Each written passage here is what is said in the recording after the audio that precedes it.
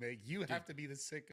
You have my 2 steaks because I get 2 steaks because I'm not. Creating a Yeah. And then I'll get a thing of white rice. And I mean that's it.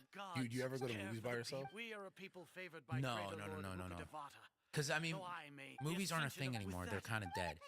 Yeah. I watch movies by myself, so. But maybe movies aren't a thing anymore. So I used to love doing it. yeah, that's psychotic. But you probably preyed on people like children. And Would I go watch a movie? you're the type of guy to go in the movie and just watch a couple make out and just jerk off. And just look for the couples, because you know that's a thing where couples make out and they like get a little handsy, and you just look for that, and you don't watch the movie, you just watch them and you jerk off, because that's how sick you are. It's so fucking stupid. That's how sick you are. Bro, I think you're sick sometimes by the way that you think. Like, even the jokes you make, you have to be the sicko. You are sick, dude. Bro, you're a sick human. Who's the person that went viral for saying the N-word a week ago? You did. Exactly. I'm not sick. I'm fun. Bro, you're insane, man. You're funny. Yeah. You gotta do stand-up, man. Oh, Then you dude. can tell those stories for real. Because it's just a joke. Uh-huh. I have a joke about. I don't know if you put this on, and we might have to get this reviewed. But it was so you know when you're driving at night, and me, I have bad eyes, and then you see if it's at night and you see and there's a black person walking, you're riding a bike, he's like, oh shit, they don't have a license, like I can't see him, right? Yeah. So I want to You tell stole a joke, that divine say that, like, you know, he's knowledge driving and he's at night and he's black, and you can't see him, you almost hit him. He's like, I Even the hate most that rational because scholar I like will to yearn see for the when power I hit of a black god person. in a moment of I like to see what desperation. I'm doing. Aren't you doing the exact It's no same fun thing as me? accidentally hitting them. Alhaitham? It's like, and Unfortunately for you, no god will lend you their power. and that joke will work on any race or any person, but it's like it can't work on whites because we're visible. You kind of like glow a little bit. It can't work He's gone on completely like. insane. Granted, it can work on Indian maybe or whatever, but you can't tell because you can't see them. So it's easier just to say you can say people of color, which is Take him to the everybody. mantra and Yeah. exile him I to thought that our was a funny joke. village. No, it's a good joke. Then find It's a someone to dark take joke. these two And then, to like, the confinement room. There's another one I'll I'm proud deal of, with like, them and I later. told you this one, like, yo, Brad, I never got chicks. Grand Sage, we have finished all required preparations And for like, Niagara now I'm Day. rich and famous. We may begin you to know? enter the capsules now. I get chicks all the time Excellent. that are in high school. You may begin. No. You know, it's just easy now. Like, I wish it was that easy 10 years ago. Yo, they got you on the FC list for sure, bro. No, I'm on the cool list. The bro. fun list. The laid back list. Right? Yeah. I'm pretty laid back. I'm not judgmental. You know, I feel like I'm like, I'm pretty awesome. No, you're a good dude. No, but as far as like being pretty laid back. You are, bro. No, you definitely have a really good sense of humor. You definitely are a solid person. Dude, you say those jokes to people, people laugh. They like it. Yeah.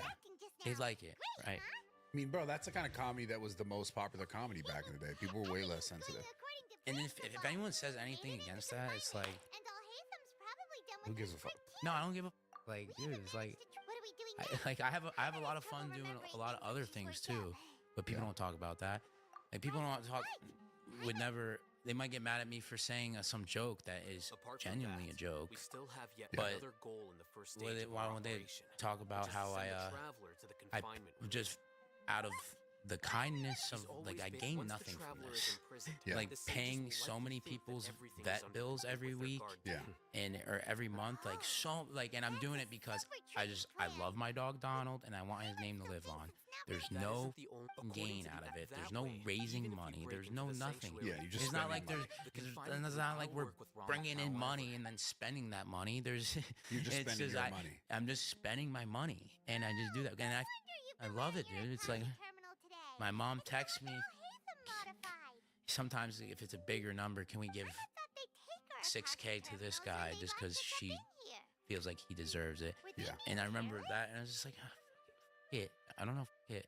Just let's do it. Who cares? We love helping Nah, out. We love you got helping a out good people. heart, bro. Helping out people is fun. You got a good heart. It's fun. So, You just like to fuck around, have fun. oh, too. dude, I love the around. Yeah. I So love to fuck around. when are we gonna start filming content again? Because I get a lot of people saying like, when are you gonna film videos and all this. My mom hit me up again, was like asking about the Yeah, we wedding gotta film that video. When we start, I mean, dude, I'm gonna have the best day of my life tomorrow and the next day, and then okay, so it's the 17th. Tomorrow's Power Slap. Next day's UFC. It's gonna be the best days of my life. I already know it. And then until the 28th, I'm gonna try to get shredded, and I really mean it. Shit's different now. Until the 28th, like I'm gonna really work my butt off to get shredded. I need to stream more. Yeah. I'm Gonna come back to LA? No, I'm probably gonna be I don't know, Nicaragua, Mexico, Florida, East Coast. Okay. I want to be locked in, and it's hard for me to be locked in on without my stuff. I get it. Like in LA, like I have a computer, yeah, but it's a laptop. I have a place to go to, a business that has red light and hyperbaric, but you gotta pay. It's under their terms, their hours. Yeah, I get it. I like having that shit in my I like having a headquarters with the nicest computer, my red Ninja mouse, my 3 monitors, and my hyperbaric, my red light, because I have that all in my houses for the most part. Yeah.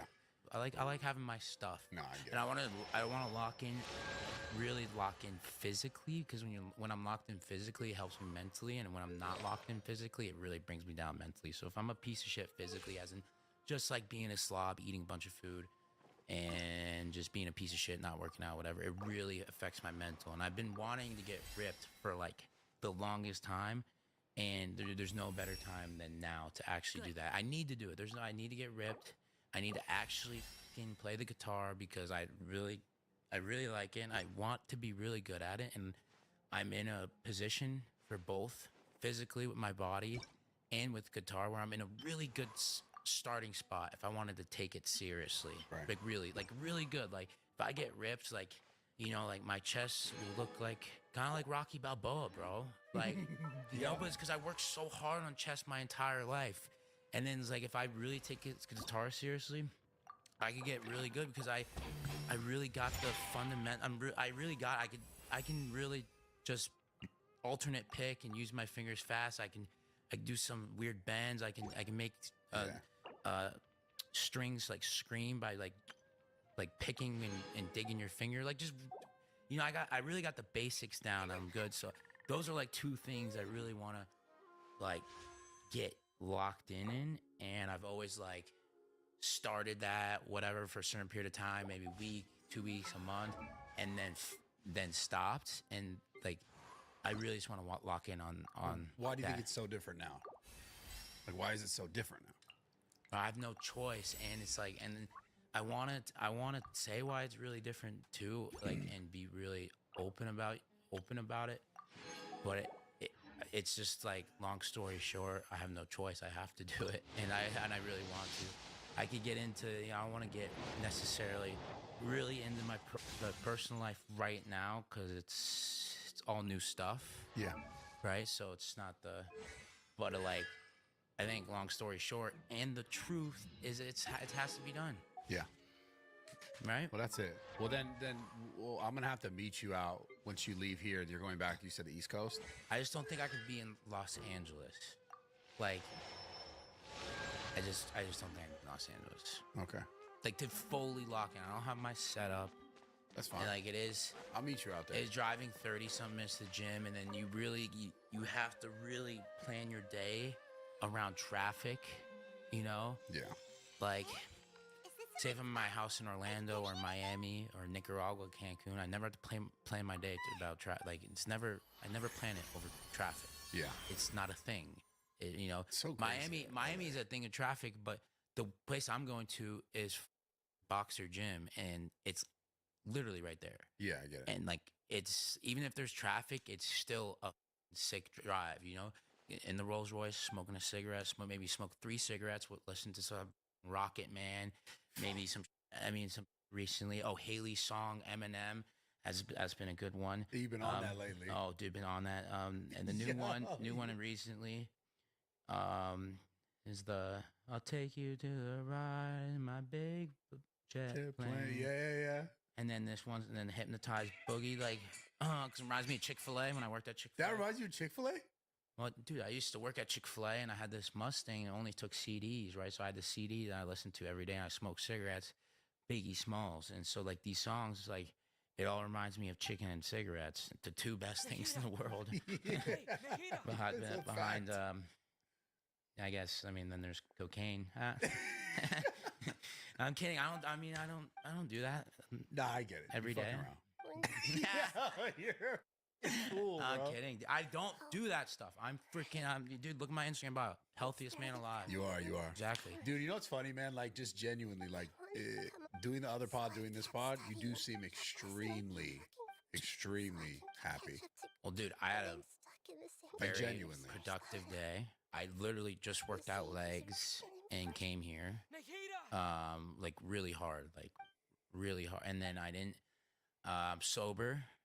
I didn't stuff my face with food, so I'm kind of like not sluggish. And yeah, I mean, I'm pretty stoked on life, dude. I mean, it's like tomorrow, like, I'm gonna be with 3 awesome people, and my airplane is picking us up and taking us to Louisiana and we're gonna be hosted by the Caesar's Palace. I'm gonna have my beautiful penthouse, and I'm gonna be with Dana. I'm gonna gamble with Dana.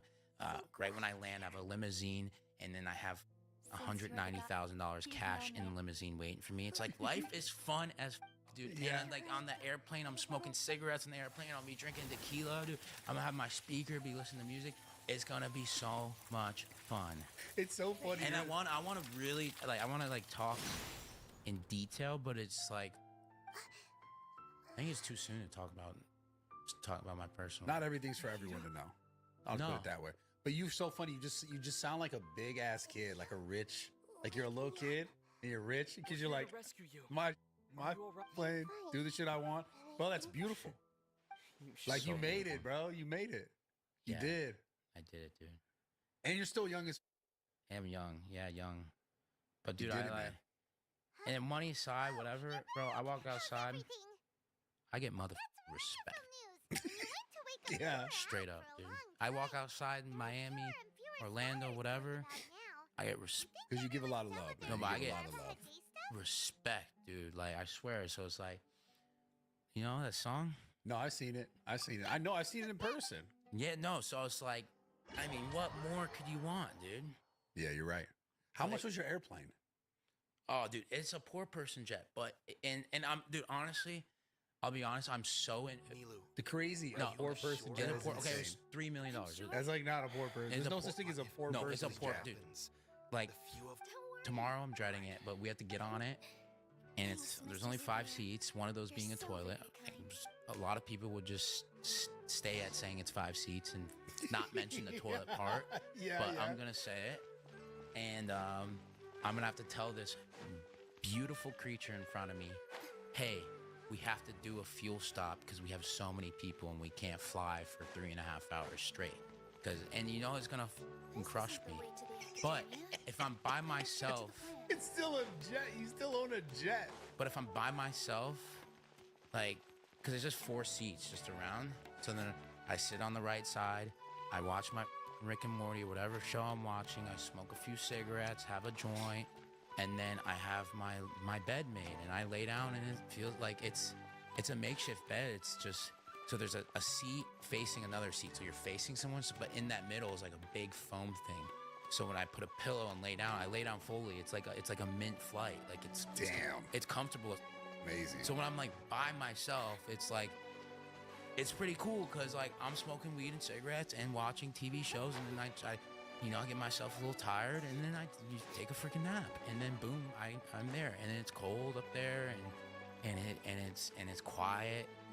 It's as in it's just, you don't have Wi-Fi, so it's kind of, I'm getting Wi-Fi soon, but that's only because I got a plug. And You're such a big kid, bro. if I didn't have but yeah, it's nothing special.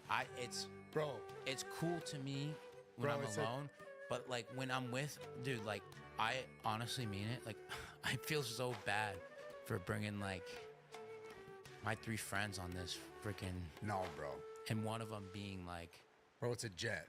no, I know, but one of them being like a really beautiful girl and shit. Yeah, but it's No, but I have to look at her in her eyes and be like, we have to do a full stop. we got to do a fuel stop in my $3 million jet. And then that again is embarrassing. You got to leave that price out. They like, But how is that, bro? That's like, but a jet, bro.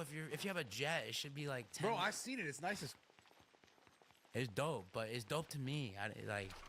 But I mean, I am a little embarrassed by the stops and stuff. It's like it's not like that Dude. cool, and like you can't take a shit in there. Like you only can do number 1. Like it's like fuel stop, and you can't take a dump. It's kind of bad, yo. right? You're blessed, but you bro. can smoke cigarettes and weed on it. Unless the pilot, one time, because I do contract pilots on a full-time pilot, oh, I have asthma. It's like, shut up. Yeah. Like, like, shut up. Freaking crybaby. Let me, Get your inhaler and enjoy the secondhand high. dude. Anyways, I'm out of here. Yeah. I only did this for Bradley. I don't f with podcasts, but I'm like, Are you I guess sure if you about guys watch this and you watched the first one, I just want to say, for all you guys that watched the first one, commented, I love you guys. It was dope. Because I said this, I'm repeating myself, but I said this in the beginning when I first did that podcast. I didn't like it, and I didn't want to air it. I didn't want to watch it, and I didn't watch it. And it took me till recently, maybe it was 2 months, 3 months, 4 months. After, yeah. To watch it. And then not only did I watch it and listen to it, well, I read the comments at first, and I'm like, oh my god, what the comments are so positive, like it was like insane. So I was like, now I have to listen to it. And then when I listened to it, I kind of understood where people were coming. Like, Yeah. I get it.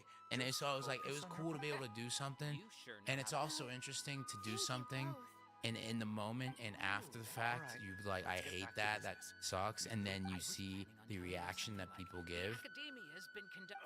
You couldn't think Insane. of anything They better? love you, bro. We It love was you. dope. I just gotta lock in on things and have discipline. Oh, one thing that really helped me too, not only like meeting all these people and stuff that helped, but right before that too, I was talking to someone. I was talking to my old chef TJ, really cool guy. Yeah. Just like a hippie kind of, but like the nicest guy ever, black as hell. And we were talking about how like life's a video game, and right now I'm a pretty decent player. But if I were to, and I compare life to RuneScape, Yeah. and Valid. I only compare life to RuneScape because in RuneScape you kind of can just think about, okay, what do I want to be? Okay, I want to be a ranger or a magician or a magic, and it's like, okay, cool. What do I have to do? Oh, I have to do these quests. I have to do this training. I have to kill this crab or this dragon. I got to do that in order to be the best. So if you apply that kind of same mindset to life, especially where I'm at in a good position, okay, what do I have to do?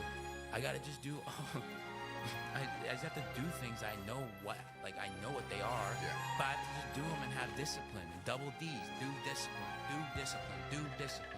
And that's all I have to do, and then I can I've be this never like, seen a this performance like like this. elite This player is at the video game. I think incredible. I'm a pretty good player now of this game called I life. heard that public know? performances like Because, these like- have been banned. Like as in I can't RuneScape, believe she's doing you this go in here. your bank and then like they have a whip and party hat and this, and it's like you go into my Graham not my Sage, bank but there's my some commotion outside. inventory or Your inventory.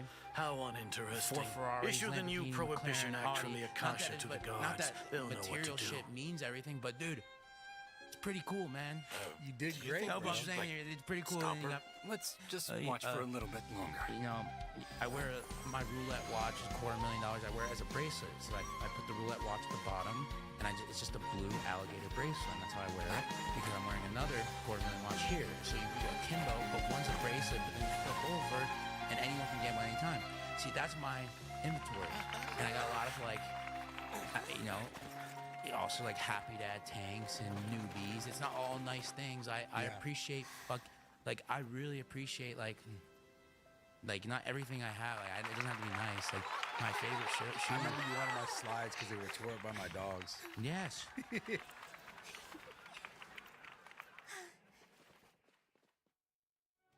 With the release of Skirk in 5.7, the topic of who are the best DPSs in Genshin Impact is being hotly debated once again. So in this video, we're going to go over the top 5, who has fallen off and who has climbed the ranks. So grab some popcorn for the comments. Let's get started. Welcome to Jello Impact, where we build and test every single character to help you decide who you want to wish for and build. These are going to be the priorities for judgment. Number 1, total team power. How strong is their strongest team? Second, contribution. You can't all just use Moika, Bennett, Citlali as your strongest team. You actually have to contribute to it. 3, flexibility. The unit can work with a decent number of other units, as well as deal with different checks, such as AoE, shield breaking, single target, etc. And we're mostly considering the hardest endgame in the game, Stygian Onslaught and Spiral Abyss, so that will definitely factor into how we're ranking the characters. And finally, comfort and ease of use. That is, most players can actually play the character without banging their head against the wall too much. You might wonder why Imaginarium Theater is not up there, and that's because Imaginarium Theater more cares about your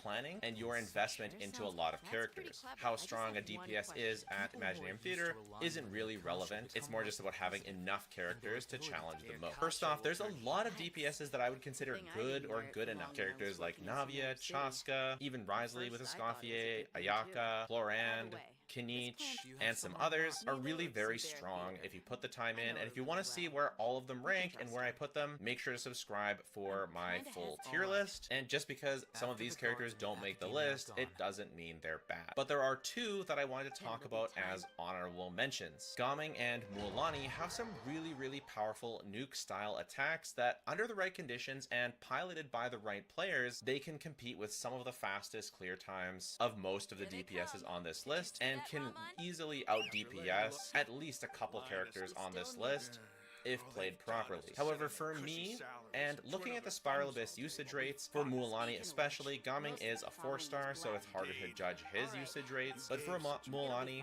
yes, she has very strong peak times, but at only 15% usage rate on most Abysses, most people just aren't able to get Mualani to go as well as the speedrun clears on YouTube would show you. But if you're a dedicated Mualani main and at the same time a dedicated Gaming main, you can absolutely get amazing clears with these characters that are competitive with the top 5 DPS in the game.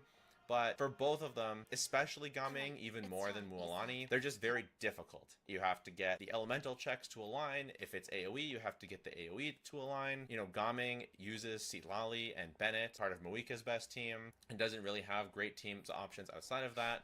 And Mualani is relatively flexible, only needing Shilonin. But both of them, I feel, just need too much player skill, RNG to go right, the right lineup of Abyss enemies to really hit the top 5. But with that out of the way, let's get into number 5.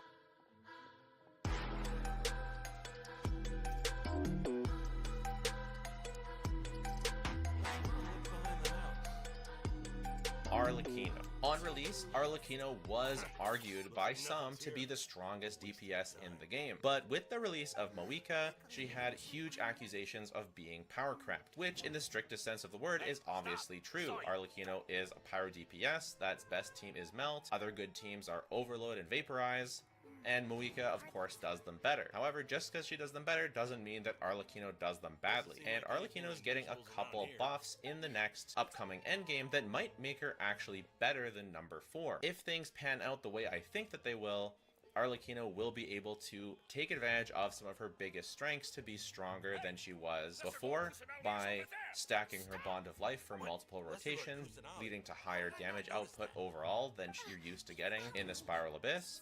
And her versatility of different teams will be shown off in the Stygian Onslaught as well, because it requires 3 teams instead of 2. So having 2 Pyro DPSs is all of a sudden not a big deal, because you can run Moika Melt on one side, and Arlecchino Overload, Arlecchino Vape, Arlecchino Burning with Emily, Arlecchino Mono Pyro, or just a other range of things that Arlecchino is good at. And since she is mostly single target and the new mode will be single target, she is poised to be a very strong pick going into the new endgame.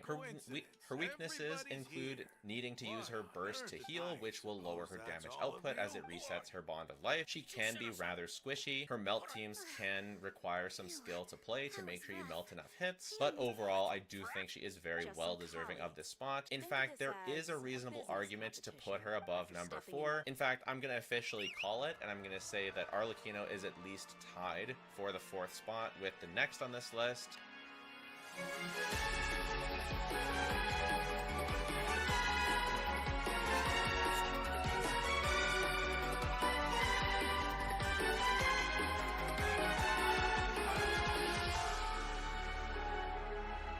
And that is going to be Neuvillette. Neuvillette was the best DPS in the game on release, and so it is pretty wild to see him fall to a tie for number 4. But there is one major reason why, aside from other DPSs coming out that are stronger and stronger, Neuvillette's best feature is his AoE. In the new mode, it is strictly a single target mode. So I am very dubious of Neuvillette's ability to keep up huge amounts of power and value in the new endgame mode, which is basically strictly single target. He is still the king of AoE, he's the best AoE DPS in the game, and he still has a ton of flexibility. He has a new best-in-slot teammate with Escoffier, and the newest version of Innefa's pre-release information, the character from Nod Cry who can enable Lunar Charge, could potentially give Neuvillette another best-in-slot team with a Lunar Charge, Electro Charge type team. All of this contributes to him. All of this added to the fact that most players find him very, very easy to play, and he is the go-to pick for an easy, simple Abyss clear. I do think his flexibility is a little bit overrated, because if you don't use Farina, a lot of teams can fall off. However, if you are skilled with Neuvillette, or maybe you have his C1, and you really build a lot of energy onto your Xiangling, Neuvillette Vape is a thing you can do. It's not something that's worked for me, because I only have Constellation 0 Neuvillette. I do test my DPSs with their weapon, so if you were to say go for a battle pass weapon and get Neuvillette C1, you could maybe argue that as a more viable playstyle for him. But even without Neuvillette Vape, you still have Escoffier, you still have his traditional hyper carry, and then now you're going to have Innefa as well. And again, he's just a very comfy choice for a lot of players, and the best AoE DPS in the game. I do feel like he deserves his spot at a tie with Arlecchino for number 4. And now moving on to the top 3. So numbers 4 and 5 are a bit more debatable, a bit more contentious, but if you're asking me, all the testing I've done and all the calcs that I've seen, the top 3 are very clear. The new Genshin Big 3 starts with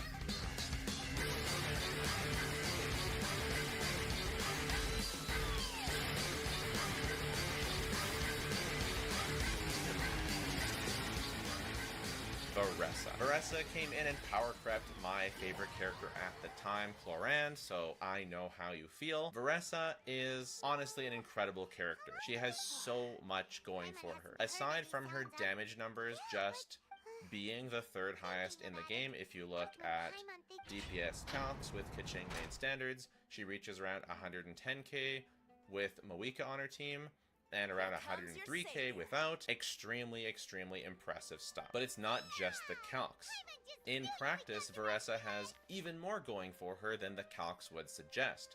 Not only due to her best team being on Overloaded does she excel in multi-wave, she's also very easy to play and get very close to her maximal damage numbers out. She has great early investment with her weapon, but she also came with her best-in-slot teammates on her banner, that being Chevreuse and Yansan. And neither of these characters even require their C6 to actually be a great team. Of course, Chevreuse does really want the C6, it is very, very impactful, but it's far from required to have Veressa be a great DPS. Even C0 Chevreuse and C0 Yansan is enough to get Veressa going. So although she might lack technically in flexibility of a lot of teams, for example, she's not very good in Aggravate, her only other real team is something like Farina, Shanyun, something. But because she comes with her best-in-slot teammates on her banner, or at least she has so far, she has amazing quality of life. She can even swap out freely so you can use a character like Bennett on her team instead of Moika and just swap in and do a skill every so often. On top of that, she has very good AoE, and like I said, some of the highest single target damage. Both in the sheets and in practice, Veressa comes out as a very solid number 3 DPS. And now the top 2.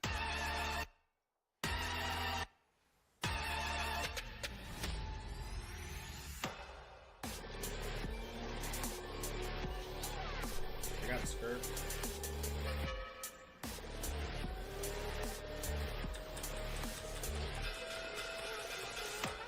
Number 2 is Skirk. The most brand new character in Genshin Impact has made her way all the way to the 2nd spot in our top 5 DPS list. Yes, she does require Escoffier to reach these heights. Without Escoffier, she doesn't make the top 5 list. So if you want to consider that a downside, you know, and kick her lower down the list because of that, fair enough. But I think it's not unreasonable to get one 5-star support to support your main DPS. I just don't think that's an unreasonable ask. Of course, her other best in slot teammate is Farina, but honestly, after all the testing, a Constellation 0 Farina can be replaced by a Mualani holding Drilling Tails and Obsidian, by Yelan, or by Mona, and she still approximates the same power, similarly to taking away a main piece of a different character's very strong team. Argument gets a little bit harder if you have something like Farina C1 or Farina C2. Those are really, really crazy and very much irreplaceable, but I digress.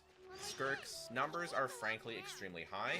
She basically, in pre-release, her numbers calced at a very, very good amount, but in practice, she attacks so quickly that her best combos do even more than she did before.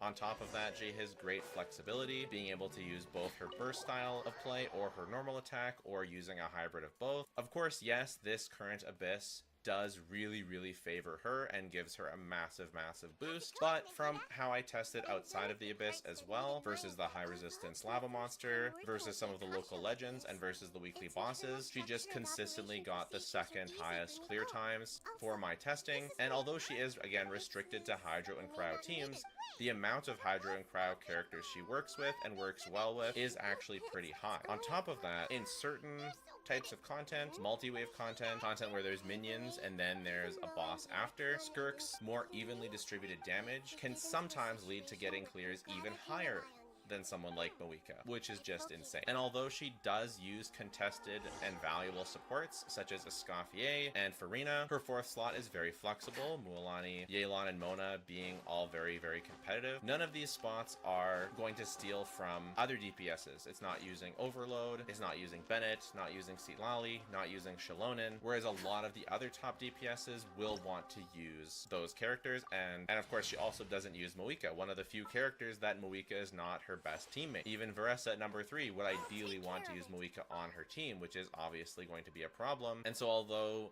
Veressa can easily make do without and still do very well, Skirk's best in slot team does not use any of those contested supports, which is very valuable. In addition, she does have some Moika-like meta warping properties. So since Skirk came, what do I mean by that? Well, since Moika came out, the meme is that every character's best in slot team is Moika, Bennett, Sitlali. Well, with Skirk, Novelette's best in slot team now includes Skirk, as is the case for most Hydro DPSs, even including Mualani. I know that's very hard and weird for Mualani mains to hear, but Mualani support with Skirk is both higher in theory and in practice than using Mualani Vape. So that's really weird, and you know a character is strong when this kind of stuff happens. When previously high-tier DPSs, such as Mualani and Novelette, their new best team includes Skirk, that is similar, although not quite as extreme as the Moika meta warping power that we had with her. And finally, number 1.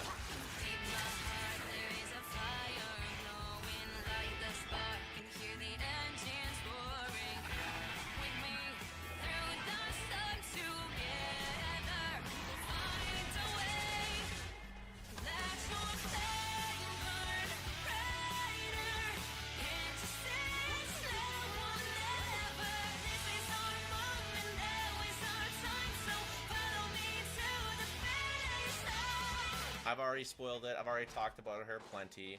It is, of course, Moika. Muika is the best DPS in the game of Genshin Impact. She is the best character in the game, in my opinion. Check out my tier list if you want to see me defend that take. But she has turned the meta on its head ever since she came out. Obviously, as I've said, Muika Bennett Citlali is almost every DPS's best team. If not, Muika is almost on every character's best team anyways. I don't know if it's Arlecchino, I'm not going to try and claim that, but she is part of Navia's best team, she's part of Ito's best team, absolutely part of Chaska's best team. Wanderer's best team is using Viridess and Venerer to support Muika Bennett Citlali. That's not a joke, that's just true. Not the case for Skirk. Skirk's best team is still Skirk, but Muika is Wriothesley's best team. Wriothesley is an on-field cryo driver. Melt Ayaka, even with Escoffier, using Ayaka as a melt enabler for Muika is still Ayaka's best team by a good margin. She's part of Veresa's and Cloran's best team. She's part of Raiden's and Kenich's best team. It's just, she's part of Novelette's best team still. Not many people talk about Shalon and Citlali Muika, but that is still Novelette's best team. So overall, she has warped the meta on its head. Her top team, you know, nuking for 1,000,000+ damage, even with a free-to-play weapon and is absolutely nuts. People did complain in the beginning that she was locked to Natlan characters, but the reality is, as long as you have one, either Shalonen or Citlali, Muika performs at this top level. For a long time, until the release of Skirk, she had the top 3 teams in the game, Muika Melt, Muika Vape, and Muika Overload being those top 3. She is fairly easy to play. To really reach the high levels, there are some combos that you can do to max out the best DPS possible, but as long as you're melting her burst, you're basically doing the majority of that damage, which is very easy to do. It does require some setups, and it does require some management of the enemy's elemental aura, which can be annoying and could potentially be a hindrance in the future. That's another pro for someone like Skirk. You don't have to think about what the enemy has on them at all. You're just going unga bunga. It doesn't matter. But despite that very tiny downside, she still has huge upside. She has infinite interruption resistance, which makes her very easy to play. She has massive AoE, the best AoE in the game. When I said that Novelette was the best AoE DPS in the game, I was kind of wrong. It's Muika. Muika is still the best AoE DPS. Her bike circle is frankly ridiculous. I do personally consider both Muika and Muika and Skirk in tier 0. So I think that those are the 2 tier 0 DPSs, but Muika is definitely a massive cut above, not just for her damage being overall higher, but also the amount of teams that she has become best in slot in. And yeah, Muika is just absolutely insane in every way. Overall, if you are a meta player, just remember not to chase meta for DPSs. I highly recommend going for DPSs that you enjoy, but if we're talking for meta, you know, who are the top DPSs, I think Genshin has set it up so it's a very clear big 3, and it makes sense with the new endgame mode requiring 3 teams. And with the enemies that they've put in there, Muika is going to be your best choice for one, Skirk's going to be your best choice for another, and then I think technically Kenich might be the very best for the third, but Veresa will be a very close second behind, and Veresa overall is a better DPS than Kenich because Kenich has lots of elemental application for breaking, you know, the Lava Dragon's shield, for example, with burning. So with Stygian Onslaught, they're really pushing, especially Skirk and Muika. But I think that these DPSs, because of the way that they're made, they just have so much raw power. So it's not just about the abysses being catered towards them. They really do have the raw power to stand the test of time. One thing also to consider for Skirk is that she does have a 4th slot that's essentially empty. What if there's a character that enables Lunar Freeze? That could make Skirk the best DPS in the game, possibly. It's possible we get Lunar Melt, but I feel like Melt is so overpowered that it feels unlikely. And I'd like to finish by echoing the original statement that I said. There's a lot of good DPSs in the game, and just because, you know, Chaska doesn't hit the top 5 doesn't mean she will have a hard time clearing the hardest new endgame that's going to come out. She is going to do great in the new endgame. So is Navia, so is Kenich, so is Clorand, you know, so is Wriothesley as long as you have a Escoffier. I just think it's fun to talk about who is the strongest and if the new character comes close to that. And since I build and test every character and I keep up to date on the calcs with the characters, it's fun to do that. So let me know who your... The version 5.8 live stream just wrapped up, and we are getting brand new skins for Yelan and a new free skin for the real Pyro Archon Bennett. We're getting a brand new permanent map to explore, as well as a teaser for the new Nod Cry character, and you can bet we're gonna have a whole video breaking down on what her kit could be. They even revealed that her vision is Dendro. But in this video, we're going to review all the 5 stars that are coming for the version 5.8 patch to help you decide who's worth wishing on for you. Welcome to Genshin Impact, where we build and test every single character to help you decide who you want to wish for and build. So obviously, first off, we have Innefa. She's bringing a brand new reaction to the game in Lunar Charge. Don't get baited though, Lunar Charge so far doesn't have a ton more potential than Electro Charge. The overall damage contribution of the reaction is about the same. However, Innefa herself is fairly strong. She's looking to be likely best in slot by a small margin for Novelette teams and a solid option other teams. If you want to see a detailed breakdown immediately, I have 2 videos on Innefa that are still up to date, and we'll be making a full guide for her in just a couple of days. If you're wondering on whether or not you should pull Innefa, my best advice is just to wait. Right now, I don't think it's worth spending your hard-earned Primo Gem right before a brand new region comes out until we see, number 1, the brand new artifact sets for 6.0, which could make Innefa a lot better and could dictate what kind of kit she's gonna have. Like, is it gonna be another supportive artifact set like in Natlin?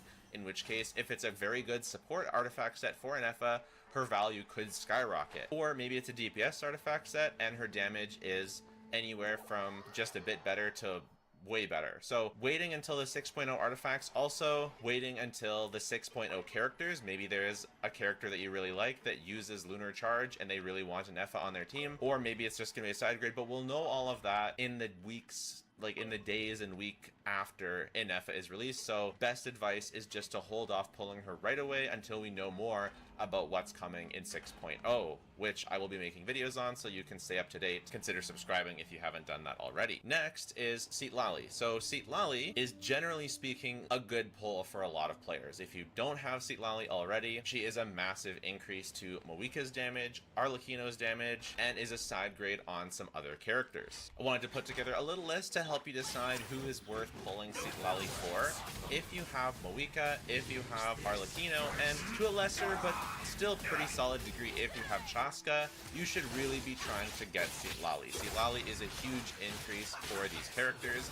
Enabling Melt and supporting extra pyro damage is just really good for all of these characters. Whether using Chaska on a Citlali Moika team, or just on a Citlali Bennett Farina, Citlali Bennett Yansan, whatever it happens to be, Citlali is an amazing partner for Chaska, and just enabling Melt for Arlecchino and Moika is too good to pass up. Obviously you can melt with other teams, but Citlali's buffing is just way too strong. She provides the best cryo application for melt units, especially in AoE or with moving targets. Obviously Scroll of the hero Cinder City, she can pass Thrilling Tales, and she gives 20% Pyro Shred, so she's an excellent kit for enabling Melt, especially for these 3 units. So if you have one of these 3 units and you're wondering, should I pull Citlali?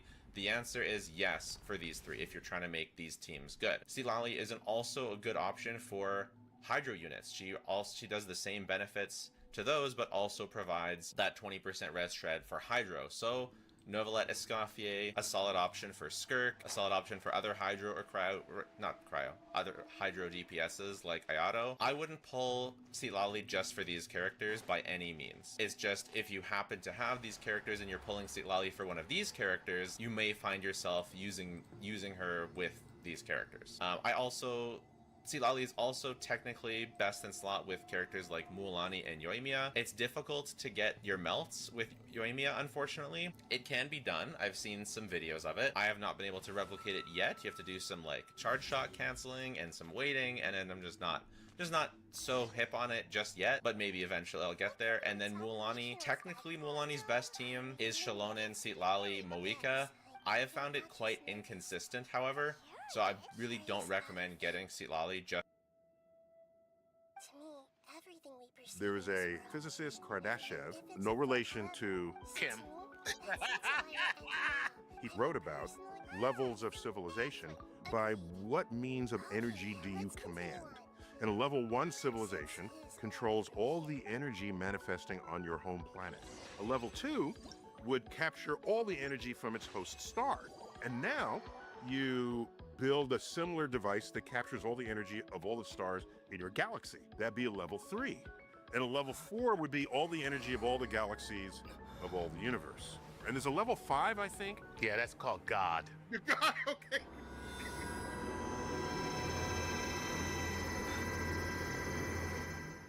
This is Star Talk, Cosmic Queries Edition. In fact, it's not just Cosmic Queries, it's Cosmic Queries Live. Chuck, I love Hey. it. Oh yeah, man. Very cool. Yeah, it's live for people who are like streaming us live right now. Yes, and those people are Patreon supporters, and so you could be one too. If you give us some money, you can be here with us virtually. You got to pay for that? Hey, no, You knowing and powerful now like Greater Listen. Lord Rukadevada? No, I Nothing too wrong, feel nothing the wrong. same We're kind worth of it. divinity We're I worth felt from the Greater Lord. we are worth it. It seems that the And sage it's has also granted the Cosmic chance Queries to on the infuse road. I'm in divine LA knowledge right now. capsules into What are you doing? And do you have any public talks? He has Oh, undoubtedly nice. Yeah, become a tonight in true Riverside. god now. And right leading up to on Friday, I'm in Oakland. I don't get to Oakland often enough. Okay, And- make sure you wear that bulletproof vest. The Balladeer. A long bygone title. You know what I'm saying? When my spirit ascended That's to a- divinity, I felt as if I had existed Oakland for ain't the no same joke, number man. of epochs as heaven and earth. Plus, you know they're angry because they just back, lost 3 the professional existence teams of or what something. once called You know, itself Man, it's Kunikuzushi terrible. appears I know, and the infinitely Raiders. small and ugly. Come on, like I still call them the Oakland Raiders. I don't care. Yeah. So they're especially ornery. Okay. Yeah. Watch out. So today is grab bag for us, right? What you got? Here we go. I got them right here. The And if I don't know the answer, I'll just say I don't know the answer. Just let's be clear about that. yeah, that's not gonna happen. To God's curse, all those lost All right, here we go. This is All right. Smitty West. Smitty. He says, "Hey, dudes, it's Smitty from Ojai, California. A new Okay, so it's Patreon not member." dude, it's dude. Oh, that's true. It's really like, dude. Yeah, that's it. Hey, dudes. Thank you. That's There surely you go. what the man sounds like. That's what okay. he sounds like. Absolutely. New Patreon member with my very first question. Sure. And this is what he says. It seems gravity is the bastard force in nature. Speculation continue as to whether it's a force, a field, waves, or particles. Now that LIGO has detected gravity waves, I was wondering, could you somehow aim those waves at a double slit like the Thomas Young experiment of 1801? And what would it show? And what would the slit be made of? Would it show particle-wave duality? I'll share the Nobel Prize with you guys. That is a brilliant question. That takes what we know and takes some other bits that we know and tries to put them together into some future idea. And that's what good scientific thinking will do. Way to go, Smitty. So, yeah, so my answer is I have no idea. Because the waves, right? So let's back up for a minute. So we know there's the wave particle duality. You may have heard about that. And every particle in nature has a wavelength associated with it.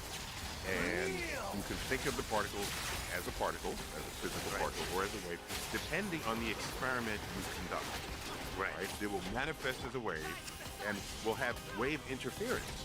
Right? If you have a wave, and it can, wave interference means if the crests and the troughs match up, it cancels out the wave. If the crest and the crest match up, it'll amplify. But you can watch wave-like phenomenon happen with the particles when you put them through the right experiment. So Smitty, my man. Smitty's asking the right question. We have gravitational waves. Right.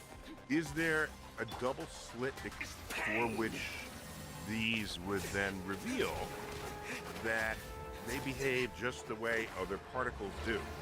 So, if there's such a thing as quantum gravity, we expect there to be the graviton, which is the particle that would make up gravity.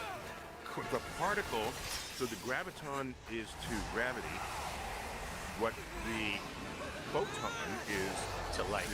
To light, or electromagnetic force. Force. Light, right, okay. So, if there were such a thing as a graviton, how would you detect it? Right. And because that implies that you trapped it.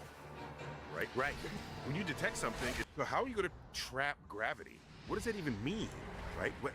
Like with the not, is the gravity in the it's like in the Ghostbusters, you know? Right. Trap.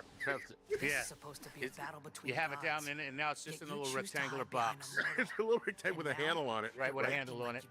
And what happens if you open it? What does the gravity do? So, okay, somebody opens the jail cell, puts you in, and closes the jail cell. I'm sorry. First of all, as a black man, I do not like where this is going. It's okay. Burn to oblivion! All right, let me think of another. Okay, you're a place you don't want to be. Okay. All right. And somebody locked the door. How's that? Is that a little better? That's much better. Thank A you. little better. Okay. So now you say, well, how do I get out? Well, a fourth dimensional person will just say, step into the fourth dimension. Right. That's the way we're arguing with the ants. You step into the third dimension. You say, I don't have access to the fourth dimension. Right. I don't even know what that means. I don't know what your word for up means when that takes you into your fourth dimension. We can say that. All right. Now, you've all heard that time is a fourth dimension. Right. You've heard that. All the time. All the- Look, it's not a spatial dimension, but it's nonetheless a dimension. Right. So, if you were in your enclosure Good riddance! and you had a time machine, you could go back in time before you were in In the enclosure. Right. and escape the room without ever opening the door. Look at that. Okay? Down. So, That's right. in a plasma This is the propulsion, last memory. plasma of my is a predecessor. gas where it's a charged gas. So in other words, the atoms that are normally complete with their protons in the nucleus and the appropriate number of electrons to match, because electrons are negatively charged, protons are positively charged, atoms are neutral. Yeah, if you kick off the electrons, now the atom is no longer neutral, and the whole gas will respond to magnetic fields. I mean, it's a fascinating phenomenon. The sun is a big ball of plasma, and that's why it's got these weird. It's got sunspots. It's not just a gas sitting there minding its own business. There's phenomenon occurring in it. So a plasma rocket is set up so that it kicks out particles, charged particles out the back. And so what does your spacecraft do in response? It moves forward. It goes forward. It recoils, correct. So when you are a plasma, you can react to magnetic fields, electric fields. You can do things with it and do very fascinating things, like you can become a star with a turbulent surface such as is our sun. So with a plasma rocket, one of the charged particles is channeled so that it gets kicked out the back. And one of Newton's laws of motion is for every action, there's an equal and opposite reaction. Action was his word for force. So, and in this case, you kick something out the back, that there's momentum going out that way, you recoil in the other direction. Your acceleration is slow. Right? Because how much is your ship going to recoil if you send an electron out the back? Right. Right? Yeah. Okay. However, you could do this if it's a long journey. You just keep accelerating, okay? And once you get an acceleration that you like, maybe 1G, then on the ship, your journey is at 1G.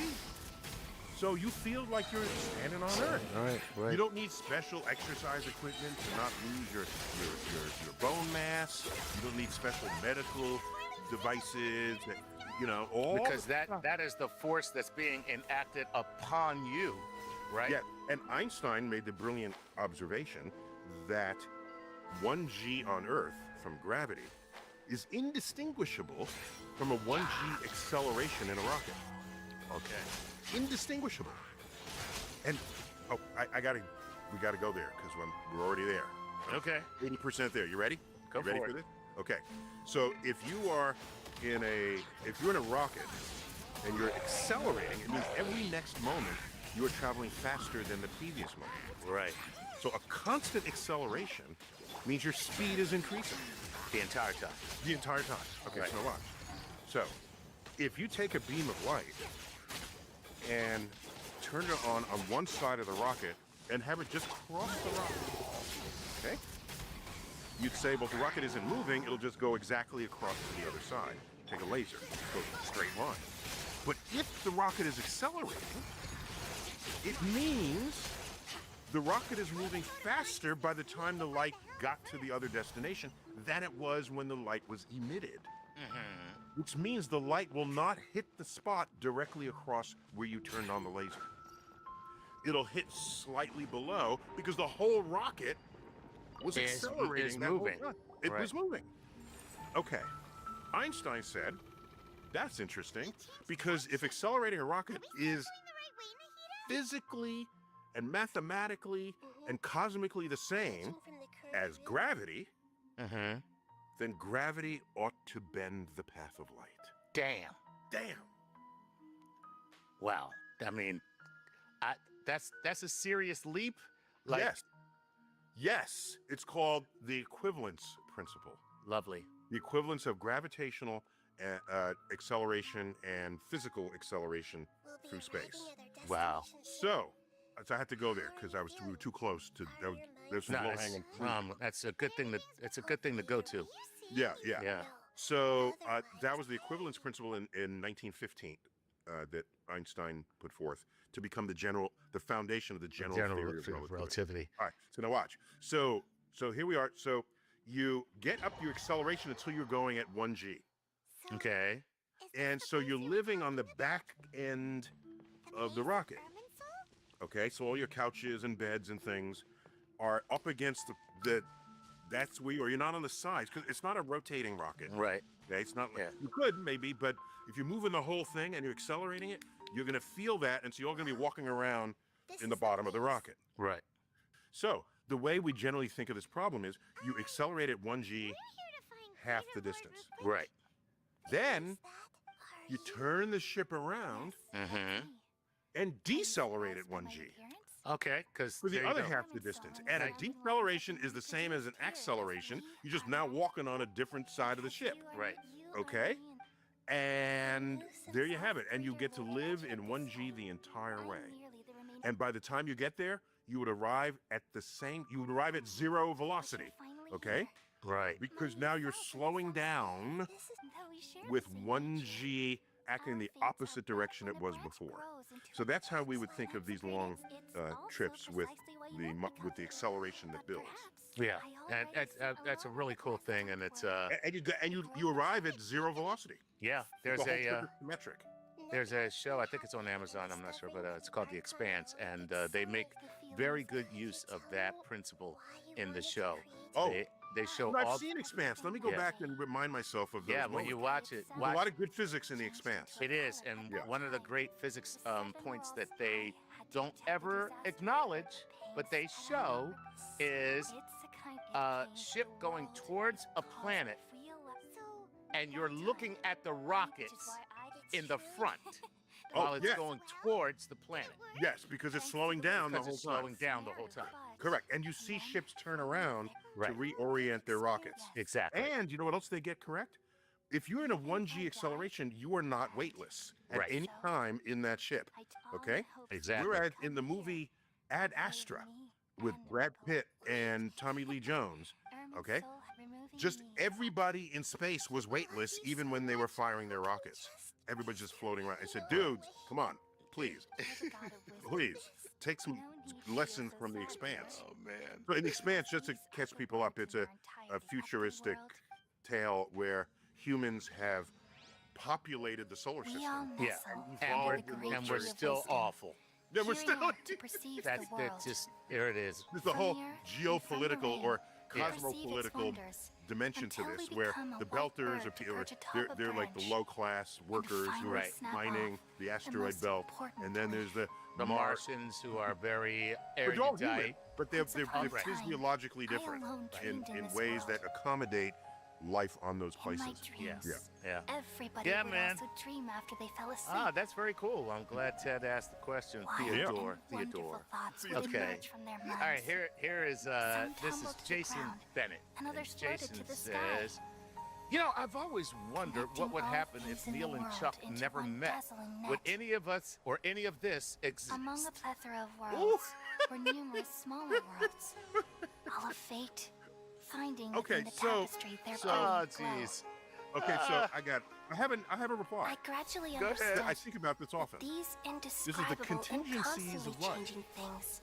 All right, are there the was a most TV profound series. things What was in the the dude's world. name? It was called Connections. Only they Okay. Oh, I don't know. completely repel Well, yes, the you do. madness. He wrote a book called Connections. Only Then he had a dreams very successful can TV. He was a awaken Brit, consciousness and from so the it sounded deepest all darkness.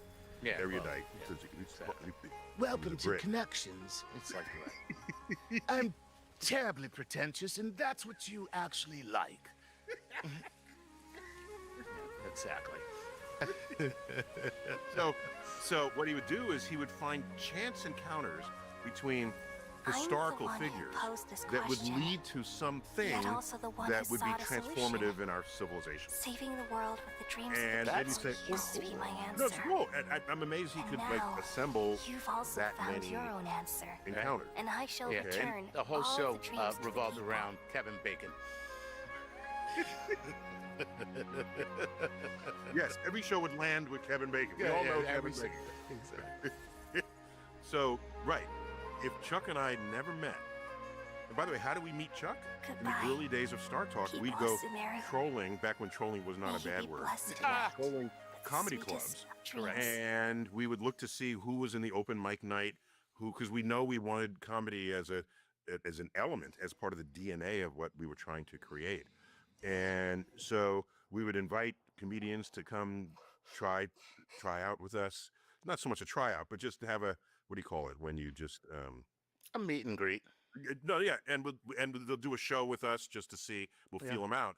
And so, and Chuck was one of such people, if memory serves. Is that your memory of this too? Because it's so long ago at this point. It was 15 years ago. So, yeah. I mean, I think that was it. But somebody called me and said Neil deGrasse Tyson would like you to come to his office, and I thought it was my friend with me. I'm sorry. Oh, pardon my language. I forgot we're doing a show. Yeah, I thought it was a buddy of mine messing with me. And yeah, but then, yeah, that's what happened. And we met, and you were like, yeah, well, let's see if we can get you back in and just see how it works out. We'll do one show together. So what's missing a little bit here in that retelling is you already had experience on radio. Yeah, I had years of experience in radio. So, you know, I was cheating compared to the other comedians. Comedians who were just sort of comedians, right? Yeah. You actually know how to flow a conversation. Yeah. You know how to end a sentence so that the other person knows you just ended a sentence. And Right. It's time for them to start speaking. There's a whole dynamic there that would not otherwise be obvious. So that's how that. So here's what you have to ask. And who's the person again who asked? This is Jason Bennett. Okay. So here's what he's got to ask. Okay. He's got to ask. It's not what would happen if you and I never met. It's what would happen had I met someone better.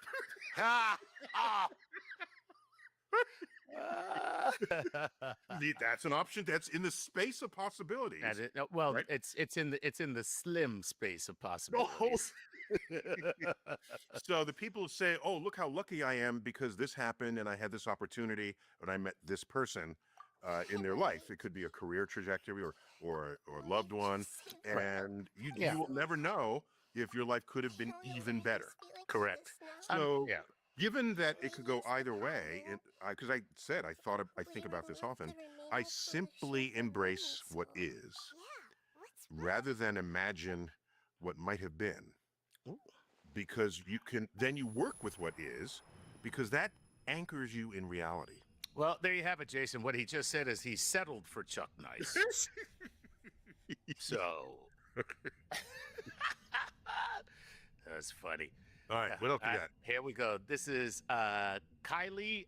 Oh, wait. Let me back up for a sec. Go ahead.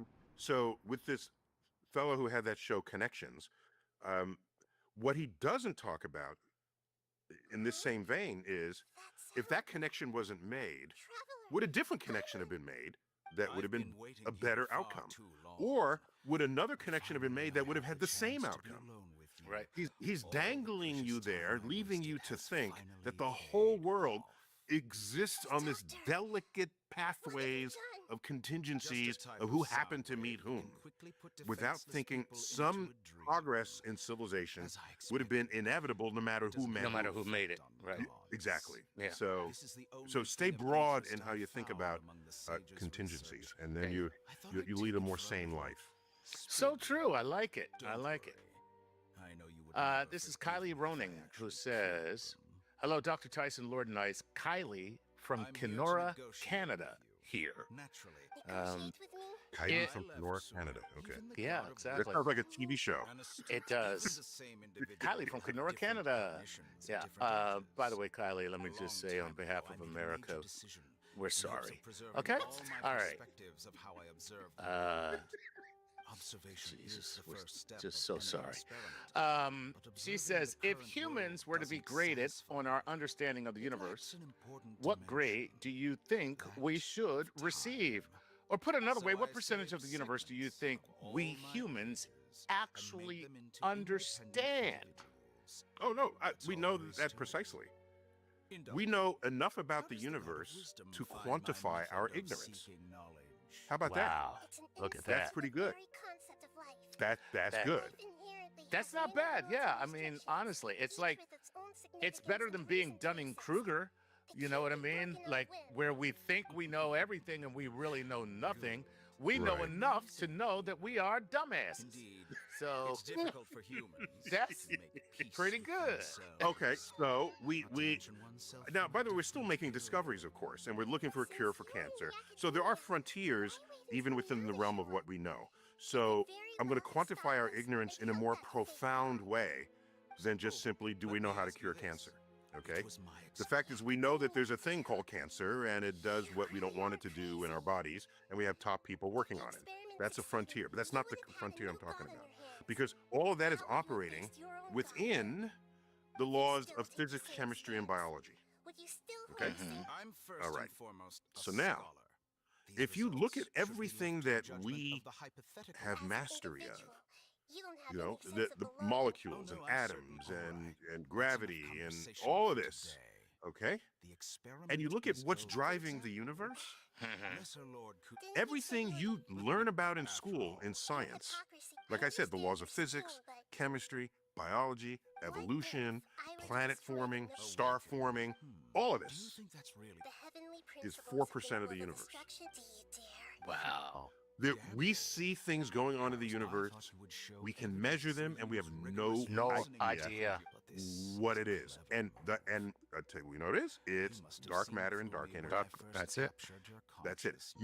Those two things are operating on our physical universe, and you can sort of weigh them, if you like, as to what is how consequential are these things in the universe that we call dark matter and dark energy. It is 96% of what's driving this universe, and we have no idea what's causing it. But the 4% we do know, that's life, that's civilization, that's transportation, that's skyscrapers, that's dams that we build. All the rest of that, it's agriculture. It's all the rest of that are the laws of physics that we know and understand. And so who knows what kind of profound advances will come about once we know 5%. The surplus versions of me can be sad. That's when we'll be smart. So here's an interesting thing. How do we know that even when we learn that other 96%, that just doesn't simply put us on a new vista where we get to look out and see even more ignorance? And that's probably what's going to happen. I'm thinking. And who is to say that we are intelligent enough to actually understand the universe? Here we are, human beings evolved on the plains of the Serengeti, just trying to not get eaten by lions. So we develop a sensibility for that. All right, a lion runs at you, you run the other direction. You climb up a tree. This is survival things, and now we're trying to contemplate the cosmos. This is a mismatch of physiology, of neurophysiology. And so the idea that we are smart enough to understand the universe, there's a little bit of hubris in there, I would say. And So, yeah, I mean, would an alien judge us as being intelligent? And I think not, particularly when they see some, as you say, dumbass behavior. Oh, God. Yeah. I mean, basically, they would come here and say, these people are hell-bent on destroying themselves. Like, that would be the number one takeaway when you look at us as a species. They can't possibly be smart for that reason, if for no other. Right. If for no other. Yeah. Right. All right. All right, here we go. This is the artist formerly known as James Smith. He says, hello, James Smith here from Indianapolis. So, Neil, can't we agree that it's Brian Greene's fault that the universe will not end in fire, but in ice? He's supposed to be figuring out what's causing the expansion of the universe. Or do we need to let him off the hook and become a level 3 civilization on the Kardashev scale to do that? Love you guys and have a great day. Man, he's calling out Brian Greene. Yeah, I'll tell you, I don't know what Brian did to you, man. So, yeah, the expansion of the universe derives initially from the Big Bang, but there's also this dark energy phenomenon in the vacuum of space that is accelerating the expansion of the universe against the wishes of gravity. All the collective gravity of all the galaxies in the universe, even the dark matter, what we call dark matter, because that has gravity, all of that wants to slow down the universe and maybe one day recollapse us. However, we have a dark energy phenomenon going on that is accelerating the expansion of the universe, and we don't know what's causing it. We don't understand it. We want to, and you can't blame Brian Greene for that. And as we expand, the temperature of the universe drops. Hence the notion the universe, so Chuck asked, how will the universe end? Neil, how will the universe end? Not in fire, but in ice. Yes. Right. So, yeah, you can't blame Brian Greene. Don't shoot the messenger there, because we need the messengers. Very cool. Now, about the level 3 civilization, so let's remind people that there was a physicist, Kardashev, no relation to Kim. The Kardashians, okay? So Kardashev imagined, he thought about and wrote about levels of civilization measured not by how smart you are, not by how nice you are, but by what means of energy do you command, do you control. Wow. Okay? And a level 1 civilization controls all the energy manifesting on your home planet. So that would be like the hurricanes and the tornadoes and the earthquakes and the tides. We would somehow find a way to tap that energy and harness it. To harness it for our own means, for our own diabolical, for our own means. That'd be a level 1 civilization. A level 2 would capture all the energy from its host star. We capture some of it with our solar panels on the roof or whatever. Right, exactly. But sunlight is hitting every square inch of Earth's surface. Okay. Well, when it's not hitting our surface, it's hitting the tops of clouds. But Earth is intersecting a cross section of the sun's energy that would otherwise go into empty space, but Earth was in the way. Right. Okay. Well, how about that same amount of energy that went by Earth and went above and below in every other direction in space? That's a lot of sunlight. So if you build a system where you capture all of that energy of your host star, channel it down to your civilization, now you have a badass civilization level 2. Wow. That's level 2? That's only level 2, right. And I think, level 2. And now you build a similar device that captures all the energy of all the stars in your galaxy. Okay. That'd be a level 3. And a level 4 would be all the energy of all the galaxies of all the universe. That'd be level 4. And there's a level 5, I think. Yeah, that's called God. God, okay. Yeah. Okay. God on the Kardashian scale. That's it. God on the Kardashian scale. That's all there is to it. That's so, great. Do we command the energy of hurricanes or tornadoes or no? We run away from them. We buy, toilet paper and run away from earthquakes and tornadoes and and volcanoes. And so we're not even at level 1 civilization, we're level 0. Look at that. Yeah, we're number 0. Yeah. So if we control all the energy of all the universe, maybe even the dark energy, then we can control the expansion of the universe. Right. For our own needs, for our own desires. Yeah, that's too much power for anybody to have, especially us. No, but that'd be the future where you have wars between the universes in the multiverse. That's true. Mr. Cavett, don't tell me everyone's here Yeah. looking for... I don't. You know, I'm not joining that army. I don't care. I'm not doing it. But at that point, all the life forms in our universe would be aligned with each other, because our enemies would be whole other universes if we're all level 4 civilizations. Yeah, but you know, the way it normally works is you're working with the people to defeat a common enemy while you're plotting to destroy them as soon as you defeat the common enemy. That's the playbook. That's the playbook, you know. So yeah, the human playbook. Yeah. But here would be interesting. You know how to mess with another universe? If you have the power, maybe level 5 power, to change the laws of physics. Okay, see, now you're just diabolical. No, think, because if you just slightly change the charge on the electron, then all solid matter would just disassemble. Oh, you just Thanos a whole universe. Oh man, that's crazy. That's insane. By the way, I don't generally have those. I'm a peaceful person. This is that question drove me to these insane thoughts. Yeah. So Chuck, time for 2 or 3 more. So what do you have? All right, here we go. This is Isabella. She says, "Hi, Dr. Tyson and Lord Nice. Isabella and Sierra from Ogden, Utah. Our question is, what would our solar system look like if we had an extra planet, either terrestrial or gaseous, and what would the implications of this be? Can a planet that can't be demoted, R.I.P. Pluto, 1930 to 2006, thanks to Neil Tyson." Implicate me that way? I was an accessory. I was not. I didn't pull the trigger. All right. So anyway, but I did drive the getaway car. I did drive the getaway car. So Planet X. I mean, so a couple of things.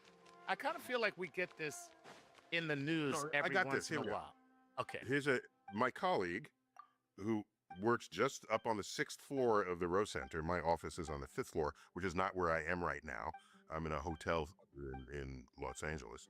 Steve Soder, who, by the way, co-wrote the original Cosmos with Carl Sagan and the first of my 2 Cosmoses. He co-wrote those, okay? Wow. Brilliant guy. Brilliant in history and science, and he's fundamentally a solar system guy. He wrote a research paper that demonstrated that the planets we now have, Mercury, Venus, Earth, Mars, Jupiter, Saturn, Uranus, and Neptune, in their locations, is the maximum number of planets you can fit into the orbital space of this solar system. If you put another planet in, of any size, Jupiter-like or otherwise, the gravitational fields of the other orbiting planets would wreak havoc on its orbit, and it would either crash into a pre-existing planet, crash into the sun, or be ejected from the solar system. Thrown out. Thrown out. So we are so mature as a system, 4.5 billion years, 5 billion years old, that all the shaken out that was going to happen has happened in the solar system. Gotcha. So if we're going to find another planet, it would have to be way beyond Neptune, where there isn't this orbital dynamics creating the stability zones of what we now accept as the 8-planet solar system. Gotcha. So it's all about the pulling and the tugging. And ours, because it's happening at all times. It's always happening. So ours is done. All the pulling and the tugging it is what it is. Yeah, there's some long-term instabilities, we think, like on billions of years time scales, but by and large, we're stable. And it would go unstable if you just brought in another planet. Nice. So all the searching for another planet, Planet 9, Planet X, that's all happening beyond, well beyond, even deep into the Kuiper Belt. Right. Yeah. That would have to. Okay, very cool, man. I love that question. That was good. This is aspiring scientific journalist, also a cow, who writes, that was the title there. It says, if I rotate a proton fast enough, can I create a black hole? And if so, let's assume I spin it to create an event horizon of 1 meter or 1 kilometer. How could a Hawking radiation dissolve it? Or will it just go all at once? Where does the spin go? And I'm going to put on the end of that, my man, you need to get some help for your drug problem. To imagine such things could take place. Yes. It's all fun and games until somebody blows out a mind. And a mind is a terrible thing to waste, sir. Okay, anyway. Okay, I have to reassemble the bits and pieces of that question into a question that has sort of physical meaning and coherence. So, just because you spin something has nothing to do with whether it becomes a black hole. They're unrelated. It's all about mass. It's all about mass. It's all about mass. That's A. B, a proton is not a fundamental particle. Okay? A proton is composed of quarks. And so let's create that question, reassemble that question in a way that has meaning. If a black hole is evaporating by Hawking radiation, and let me remind people, the gravitational field just outside the event horizon has enough energy to spontaneously create particles, a matter-antimatter pair. And one particle drops into the black hole, the other one escapes. Where did this mass come from? It came from the gravitational field of the black hole. And the gravitational field comes from all the mass that is the black hole. Dang. Bro, this is the way that the matter that's inside. What, Chuck? It's so freaking creepy, man! This is how black holes evaporate. It's crazy. Yes. It's yes. crazy. You have no idea, people. Okay. And the weird thing is, for me, because this was an emergent phenomenon that I then learned from my colleagues who work in this space, that if you inventory the particles that show up from the evaporated gravitational field, it is the same inventory of particles that the black hole ate over its entire life.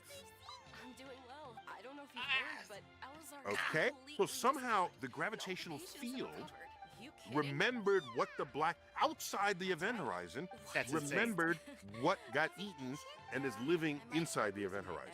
So, wait a minute. Okay, so could that mean that maybe when the stuff falls in, the information stays at the event horizon? Yeah, well, so this is the idea, this is the holographic universe that people are talking about.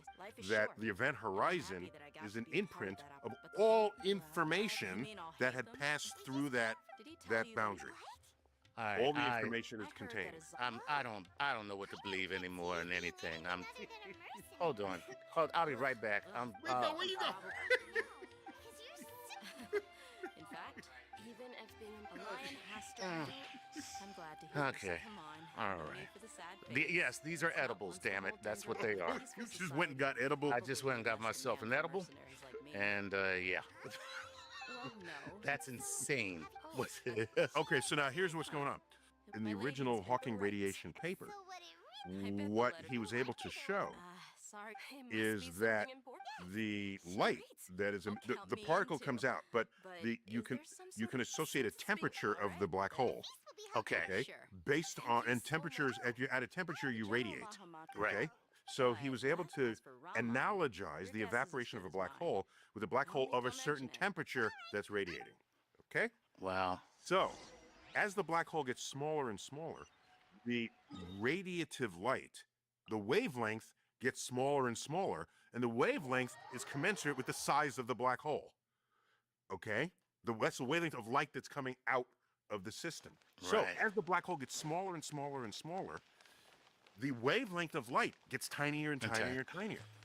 And when you have tiny wavelengths of light, that light has higher and higher energy. Energy, right. Energy. So you go from visible light to ultraviolet light, which will mess with your skin, to X-rays, which will mess with your DNA, to gamma rays, turn you into the Hulk, okay? So what he showed was that as the black hole evaporates, it evaporates faster and faster, and the energy level of light that it emits gets higher and higher and higher, and it's a runaway process, and it's just a brief pop of light of pure gamma rays, and then the black hole is completely disappeared. Gone. So my point is, if you still like your proton is composed of quarks. That's what's fundamental. Okay?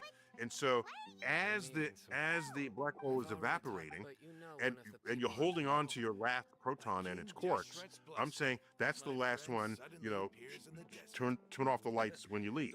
All right? And it'll just evaporate back into our universe. Crazy. Wow. Damn, that's a blova. That's a black hole nova. A blova? Okay. Yeah. I tried, man. I tried. Okay. I mean, but I mean, that's crazy. Yeah. So I think that's all the time we have. Oh man, this was so much fun. I tell you, these people, they come up with some great questions, man. Yeah. So this one, reminding people, this was a. At first, I feared it was destined to fail.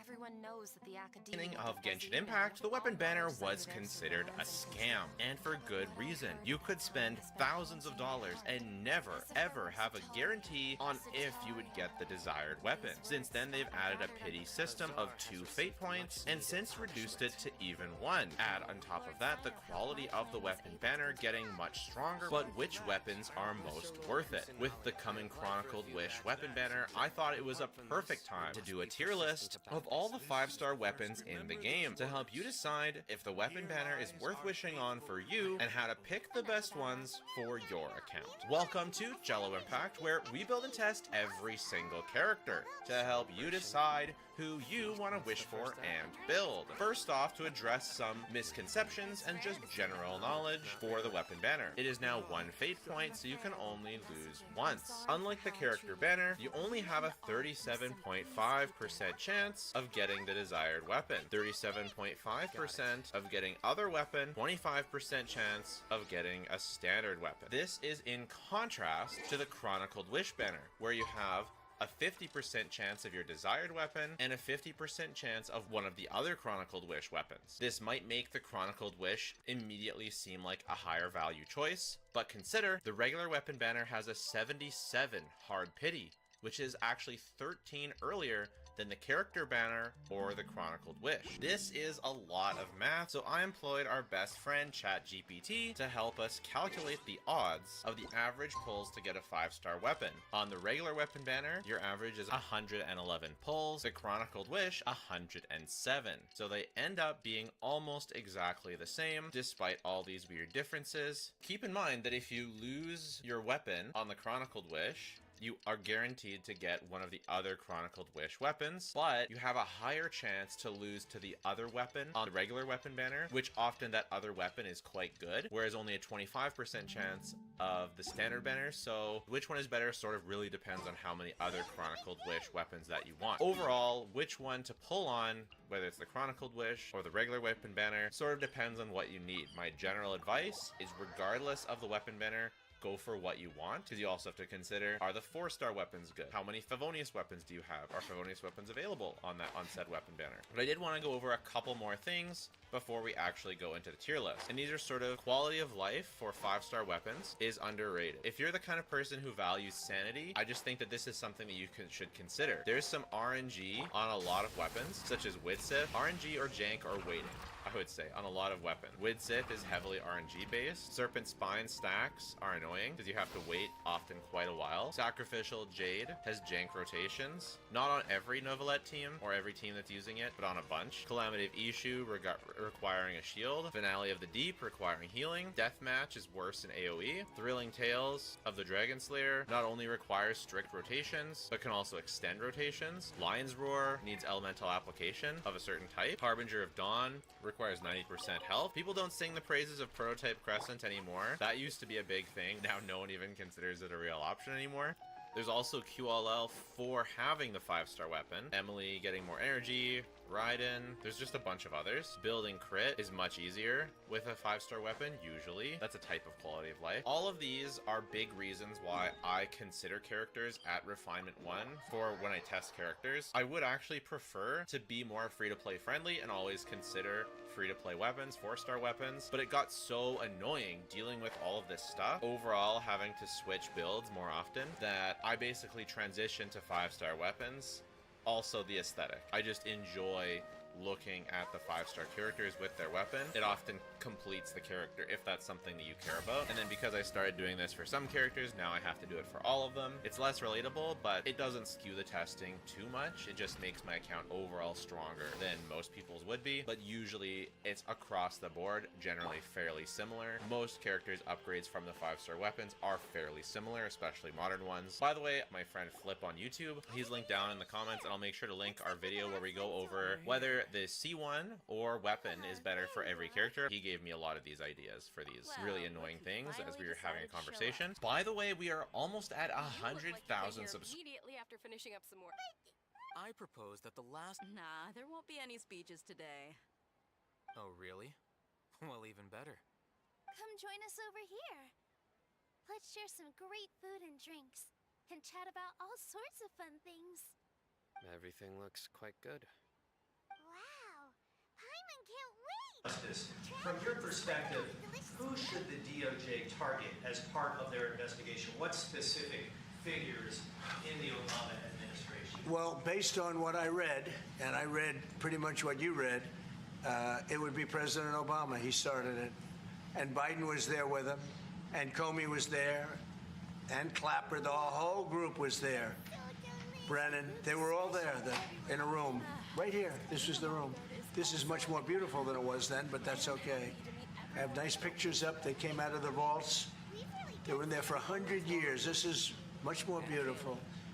We have the Declaration of Independence now in the room, which wasn't here. I guess people didn't feel too good about putting it here, but I do. But you know what? If you look at those papers, they have them stone cold, and it was President Obama. It wasn't lots of people all over the place. It was them too. But the leader of the gang was President Obama, Barack Hussein Obama. Have you heard of him? And except for the fact that he gets shielded by the press for his entire life, that's the one they... Look, he's guilty. It's not a question. You know, I like to say, let's give it time. It's there. He's guilty. This was treason. This was every word you can think of. They tried to steal the election. They tried to obfuscate the election. They did things that nobody's ever even imagined, even in other countries. You've seen some pretty rough countries. This man has seen some pretty rough countries, but you've never seen anything like that. And we have all of the documents. And from what Tulsi told me, she's got thousands of additional documents coming. So President Obama, it was his concept, his idea, but he also got it from crooked Hillary Clinton. Crooked is a $3 bill. Hillary Clinton and her group, the Democrats, spent $12 million to Christopher Steele to write up a report that was a total fake report. Took 2 years to figure that out, but it came out that it was a total fake report. It was made up fiction. And they used that. Now, the one thing they weren't able to do was to, and probably the only thing I respect about the press in years is The press refused to write it before the election. They refused to put it in. The Steele report was a disaster. All lies, all fabrication, all admitted, an admitted fraud. She paid $12 million, and the Democrats, for that report to a wise guy named Christopher Steele. He wrote a phony report, and they wanted to get that report in before the election. And I'll tell you what, I talk about all the time, the fake news, how bad it is. But in this case, they wouldn't do it. They saw it, they read it, and they said, we don't believe it. And it was only after, substantially, like a month and a half after the election, that it got printed, and it was a big wisp. It was just like a bang of nothing. Hey, Sean Hannity here. Hey, click here to subscribe to Fox News YouTube page and catch our hottest interviews and most compelling analysis. You will not get it anywhere else.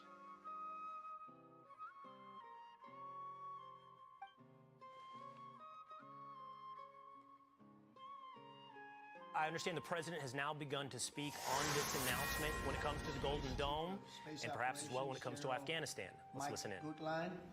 I also want to recognize Senators Dan Sullivan, Kevin Cramer, and Jim Banks, fantastic senators, great talents, great political talents, and people that love our country. In the campaign, I promised the American people that I would build a cutting-edge missile defense shield to protect our homeland.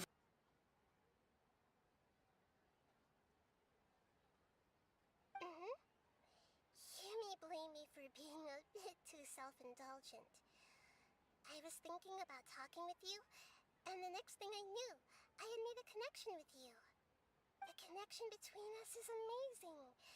It's like flora and the fence it grows upon. I heard there's...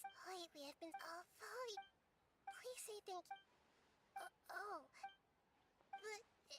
what if I had... Yes, I have.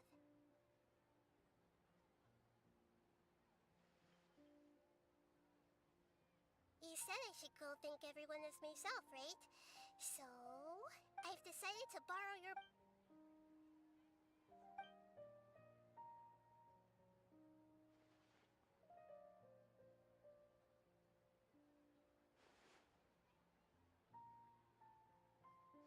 Everyone.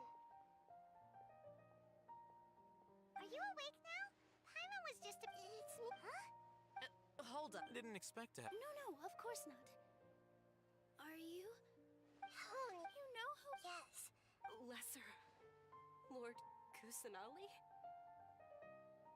I took the liberty of occupying the traveler's body so that I could thank all... Thank you so much for rescuing me.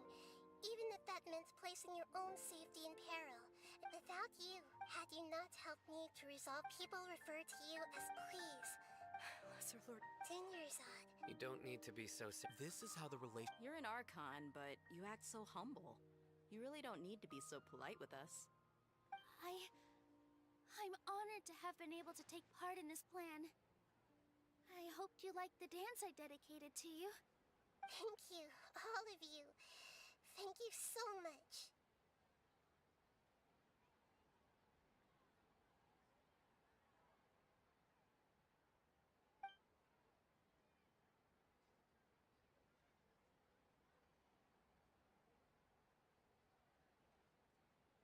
Yeah.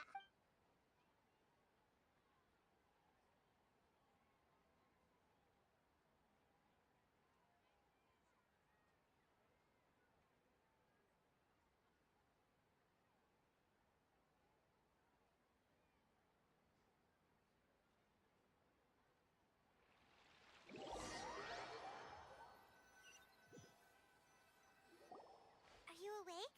Did you rest well? After Nahida left, you ate a lot of food. You've become a All right. She should be in the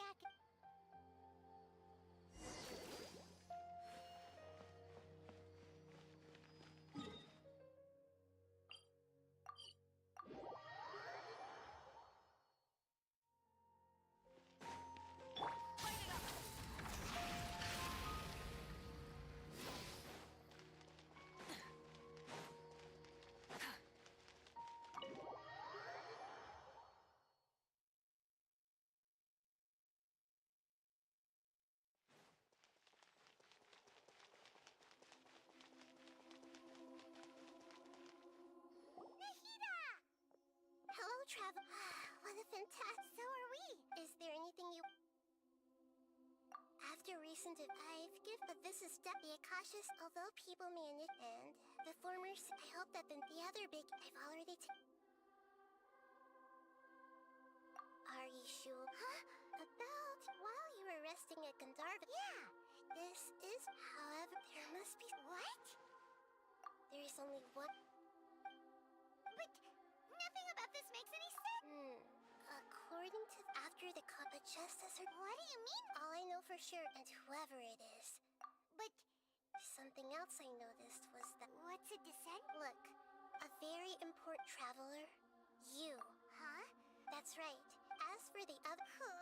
And yet, there are many questions in my heart as well.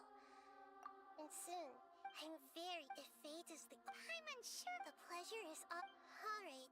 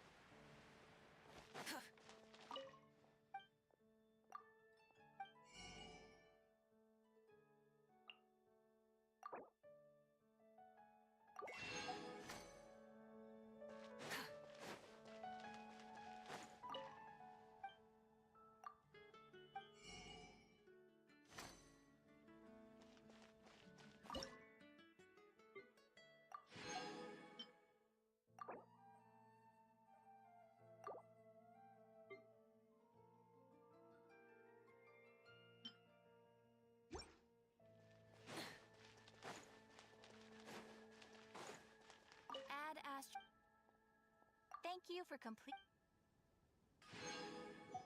Add Astro.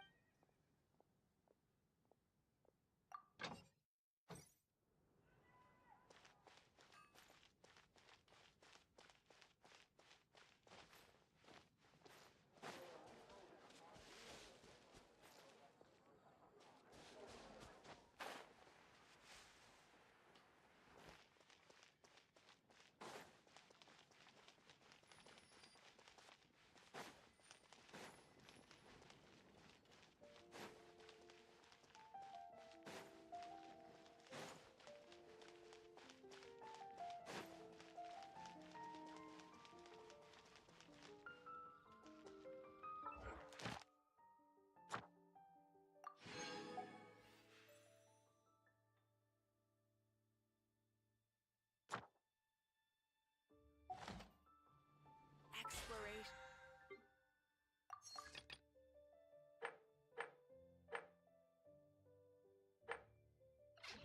And trials. Adventuring.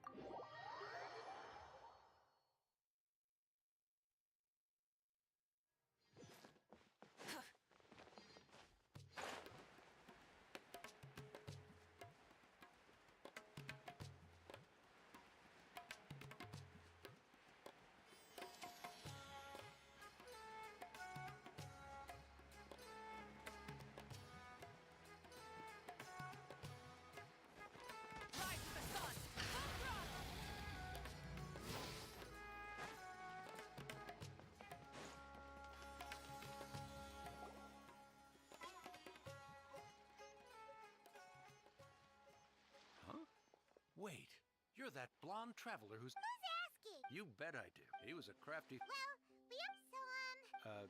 What? So... Yeah, exact. Really, he got me good. I count myself very... Of course. Here it... Come on! Kaya, huh?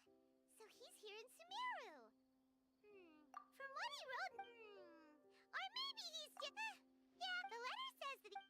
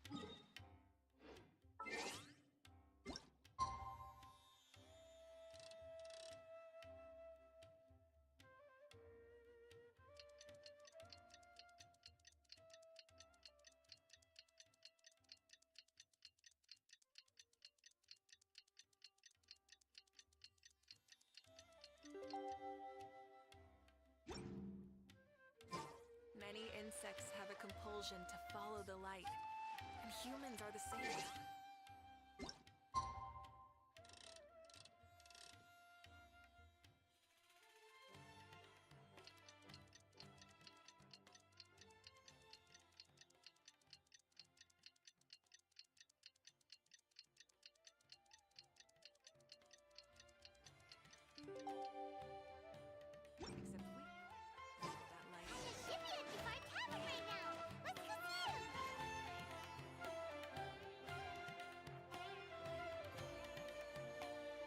I'll have something I haven't tried yet, boss. Oh? Kaya, you're really here! Hey, Paimon, traveler. Looks like the gods smile upon me after all. And come now, I wouldn't joke about wanting to see my... Wait a second. You must be here on official business, right? Not at all. The acting Grand Master positively terrifies me. Why would I ever do... The truth is, I'm in Sumeru to learn about the alcohol industry here. Sumeru's... That's why the Knights sent me, their foremost expert in alcoholic beverages. And? So far, so good. I'm already in... Well, let's not get a... Hey! Using your job... Oh? What makes you... Very sharp of you. I wouldn't say I'm familiar, And? Do I have to? Well, all right. I overheard I'm sure you'll agree that everyone's curious about their roots on some level. And my roots? They're in Conria, which is said to have been located deep underground, somewhere near Sumeru.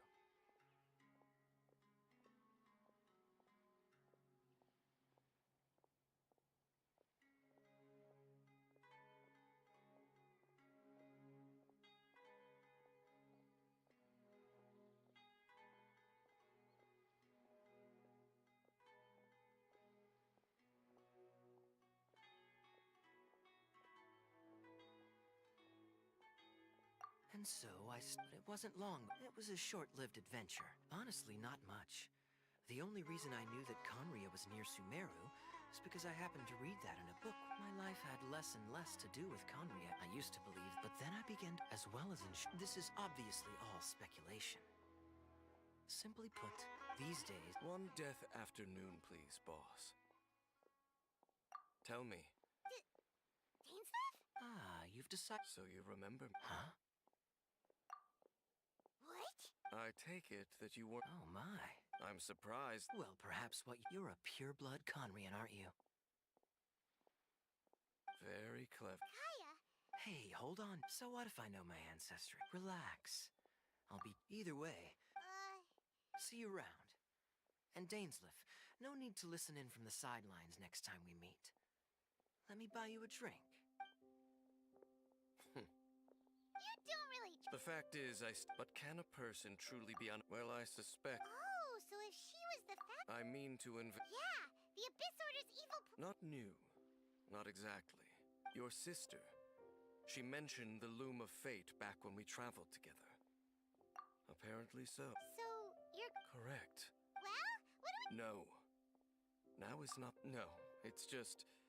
I'm still waiting. Serious?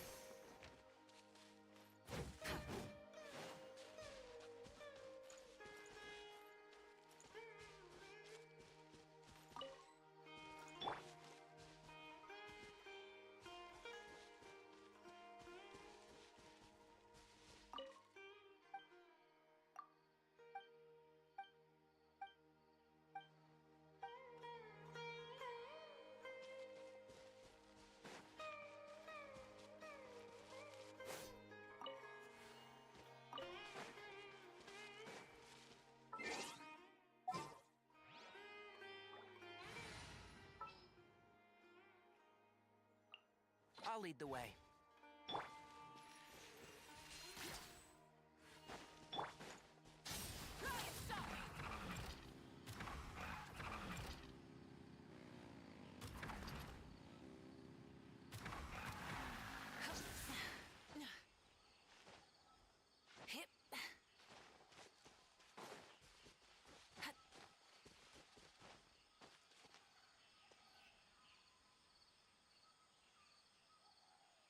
Wait.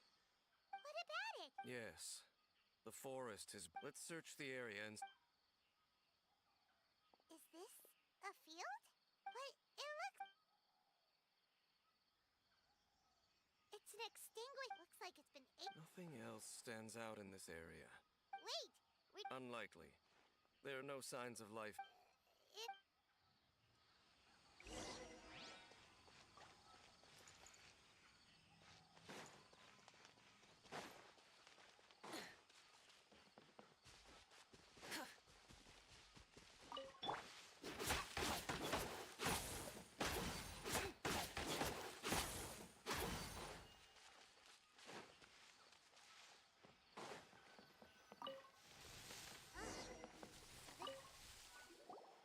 There's a box over here.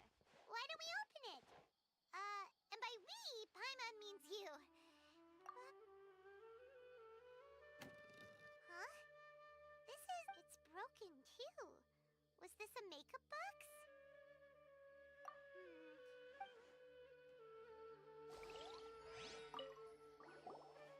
Hey, look!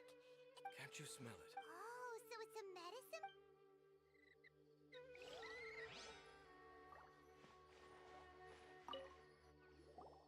This bed looks... What sort of person would want to live?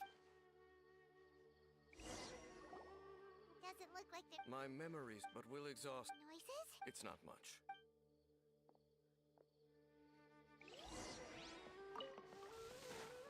Monsters? Wow! These are sharp, just like his nose!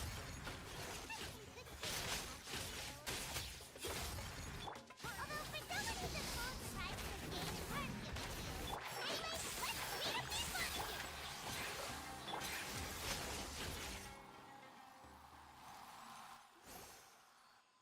I doubt that the... A ley line... Okay. What? You're not to mention... Good thing there's a...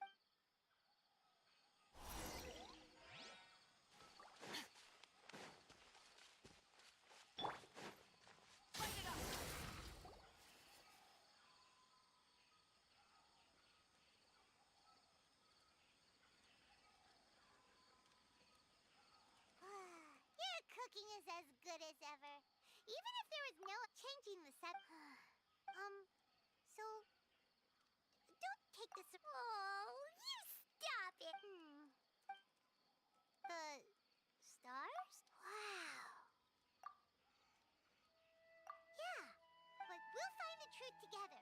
Sure as Paimon's your guide. Just you wait, Heavenly Principles. And you too, Teyvat. You know what? talked too long about this, Sans. All right. It's getting dark, so why don't you rest? Oh, come on! Don't say that! Just nighty-night.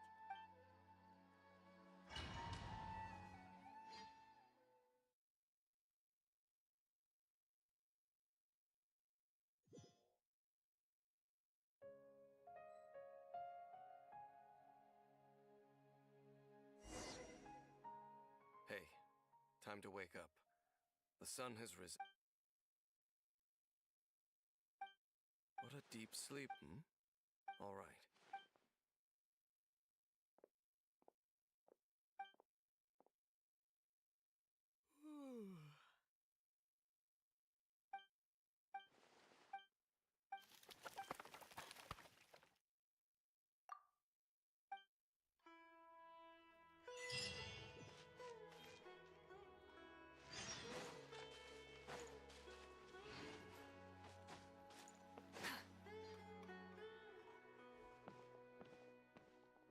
Halt! What? This place is not whatever your companion. What business is that of you? Do I make myself quite clear? Leave. Well, what are you waiting? I'm warning you. Okay, fine. But no overreacting to anything you see in. Come on, then.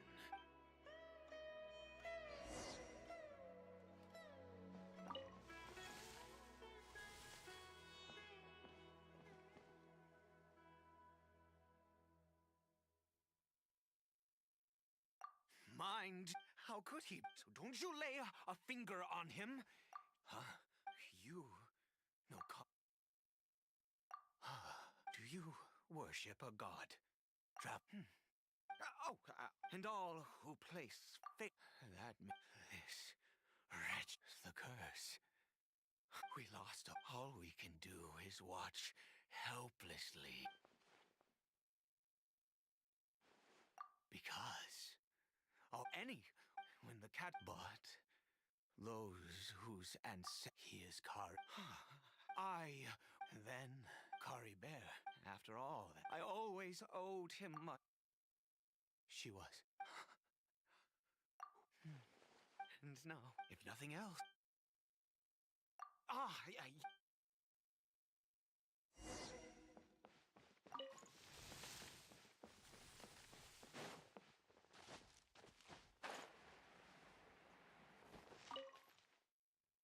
Over here. I'm sure. Well, one which will help him to recover his. I do not, but it is said, I believe that it might.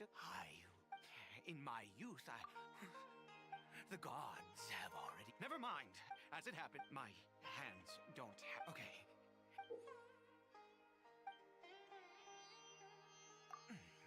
Also, do you have any of Sumeru's regional specialties on? Oh, this is.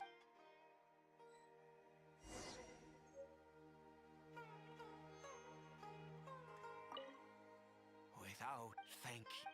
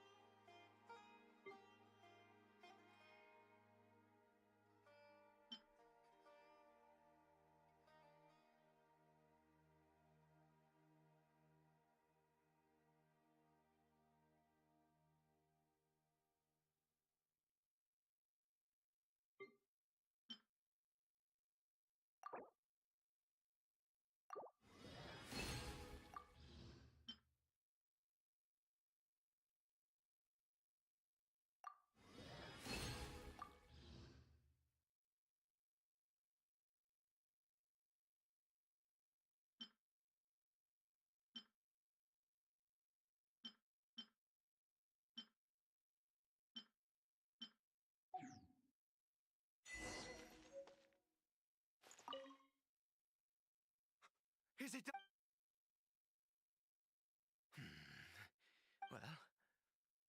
moment. No, I said before, which means... Let's go.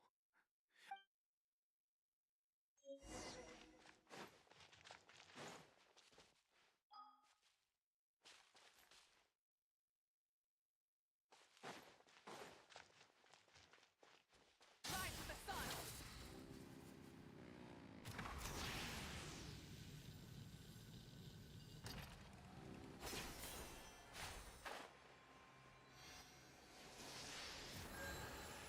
Look at God of you, God, my son.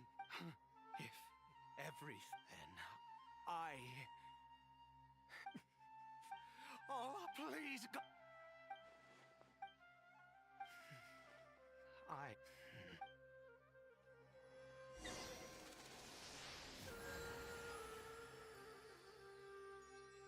Burn it down!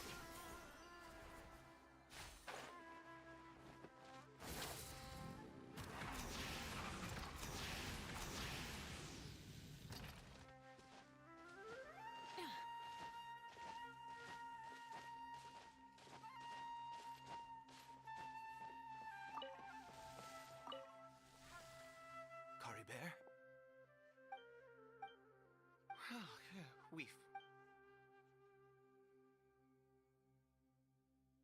Curry Bear, it's me. It's your father. Curry Bear, Curry Bear.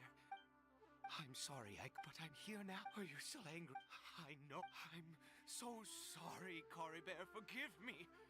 Please. Oh, gods above! You took, I give you. The gods of this world have never stood with humanity, not even for a moment. You give up. Even if I must stay. Let's go. The most crucial the details don't matter, right? There is. Oh, I'll be here watching Curry Bear. Good.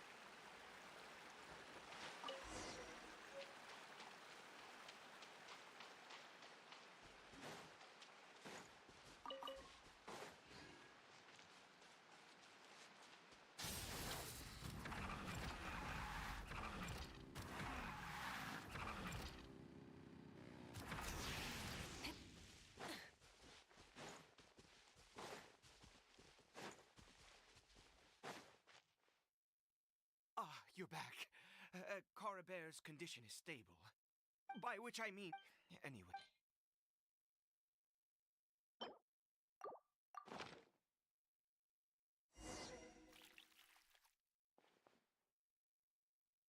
I need you to stand guard here for a while. Whatever you do... good.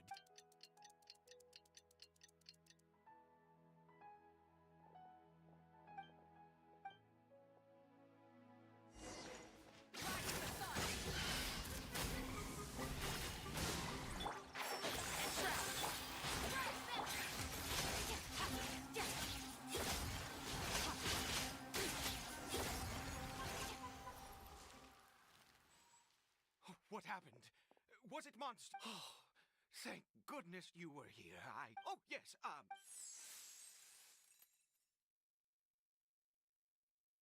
Next, we pick the mushrooms and repeat the same steps as before to make another...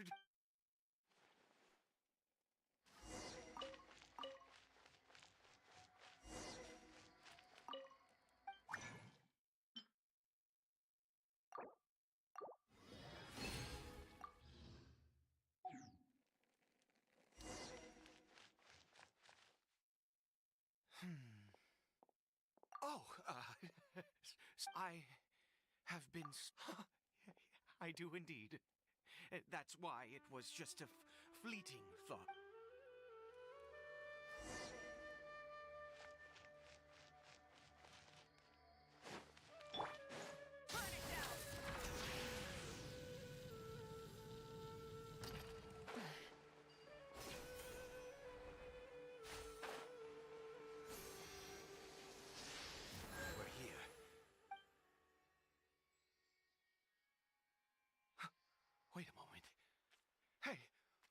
was that? Oh no, he must have... Come on!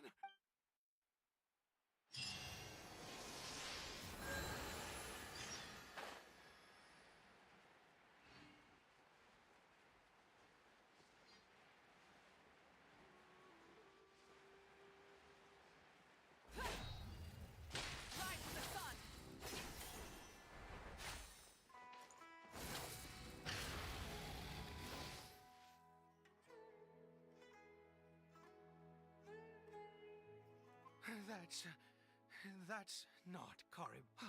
Right. Karibear's scarf. My eyes. Yes.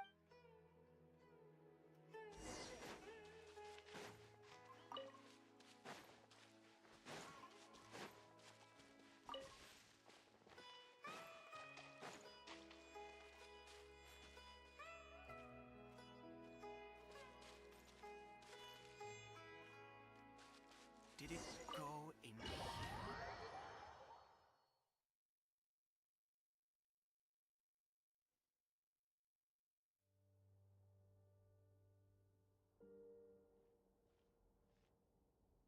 What a castle. Huh. It looks like they're... I've never... Oh...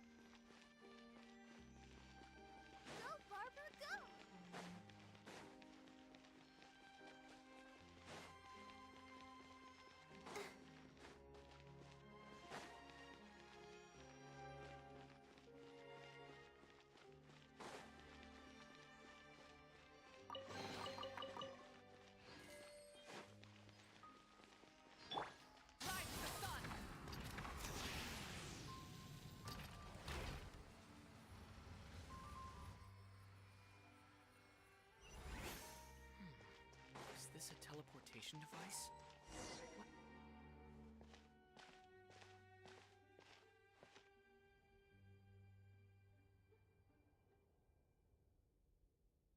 What?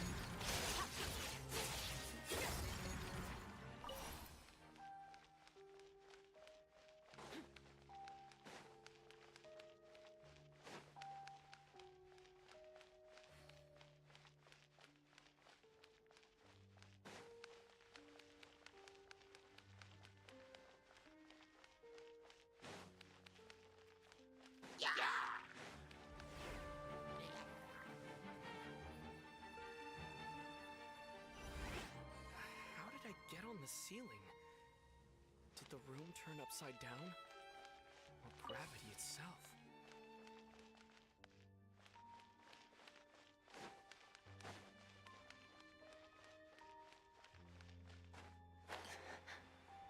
It seems like I need to find a place to insert the rune.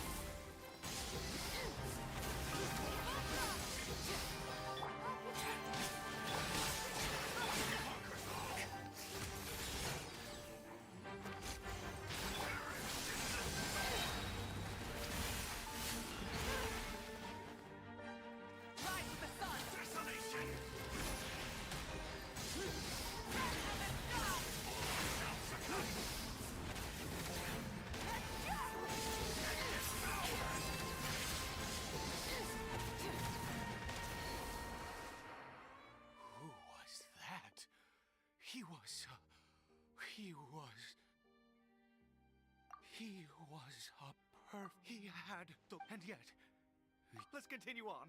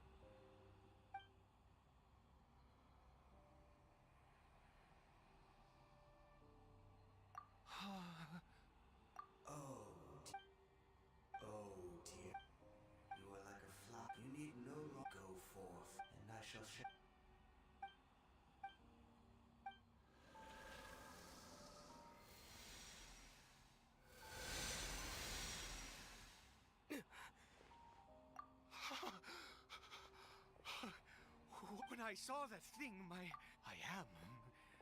Oh,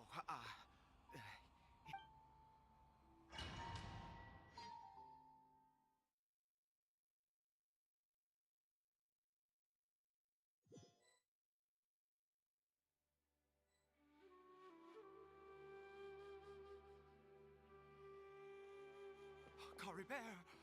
Oh, thank goodness! He's still okay. For this to happen, you...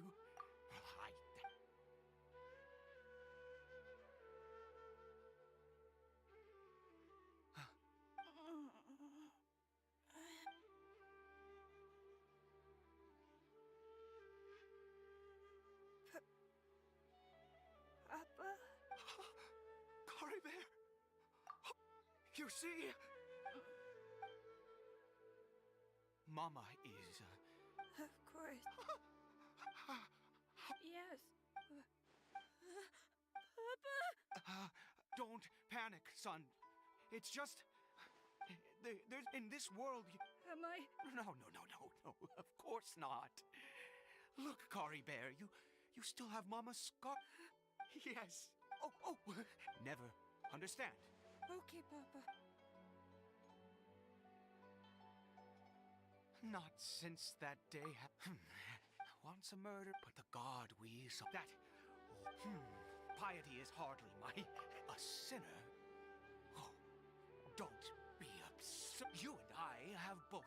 No matter. I am going to pay my respects with or without you.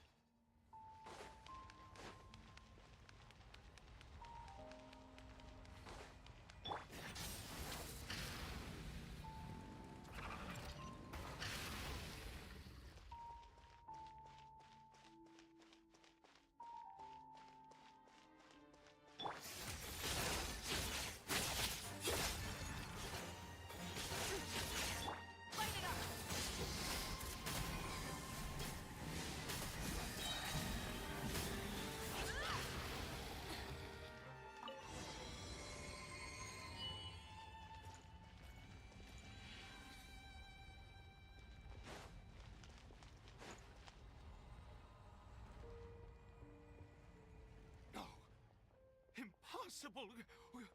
The Hilichurl... Was it all an illusion? That's true. Yeah, it was neither a... Let's go, traveler.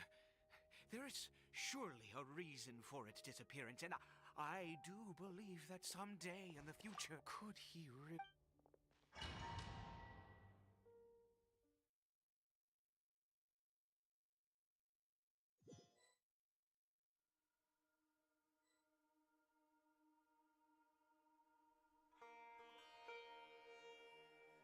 Cory Bear? Where has he... Oh, no. Maybe someone else came by and found it. No, it can't have been that. There's no sign of a break-in and no sign of. This does not bode well. Wait a minute. This is. Oh no.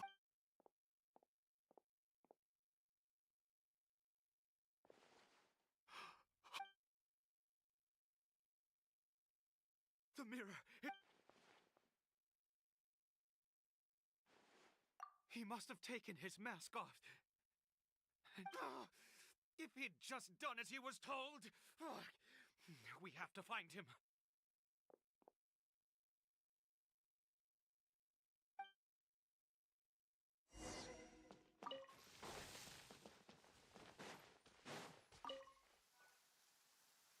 It's his scarf. Looks like we're going the right way. Come on.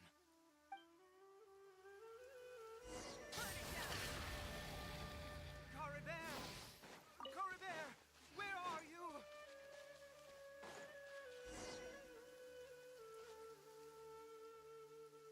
Curses! Forest rangers. Hey! Who are you? We haven't seen you around here before. What's your business here? Have you seen a, I asked you first. I said... Hey, whoa! There are Hilichurl... Exactly, Matt. You... Forest... You... Curse you all, forest rangers.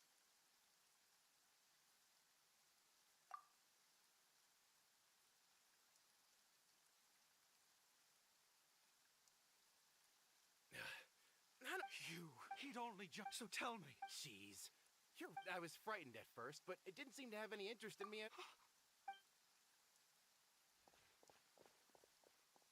Wait, you're leaving? Not even...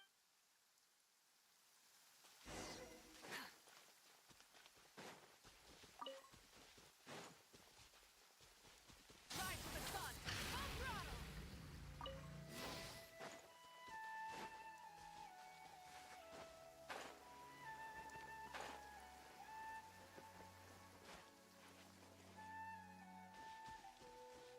Burn it down! Full throttle!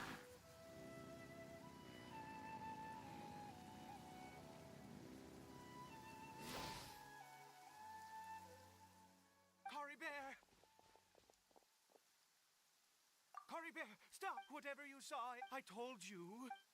Caribert? How could the... Come! Caribert!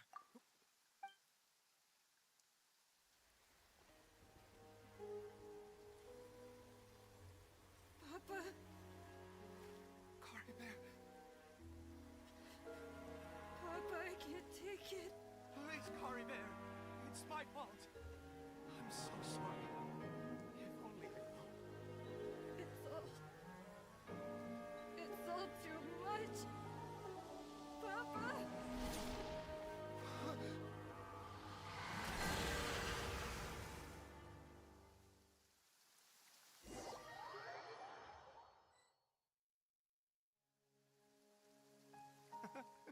Finally.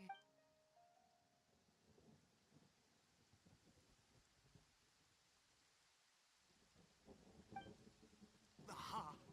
Traveler! Wait, no. Why am I still calling you Traveler? Oh, I have... Oh, in any case, my real Clotar Alberich.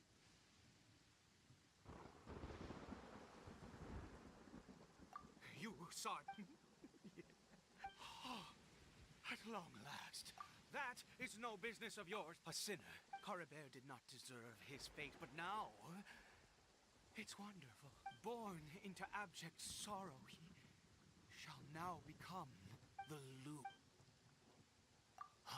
Sinister. Oh, we once believed to us, and the one who controls the abyss.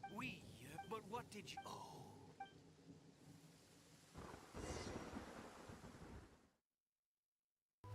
Why did he just call me?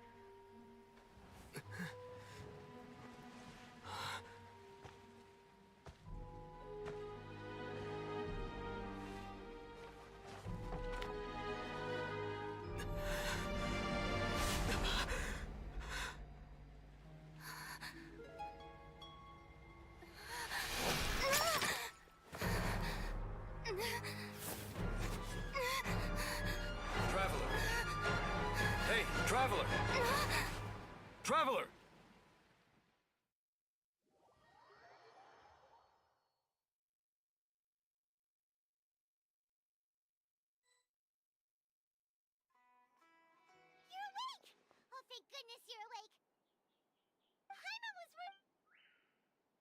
What happened? I checked the information and memories. You mean after founding, but the curse of after 100, yet his dark legacy lived on. You could say that. Are you alright? You have...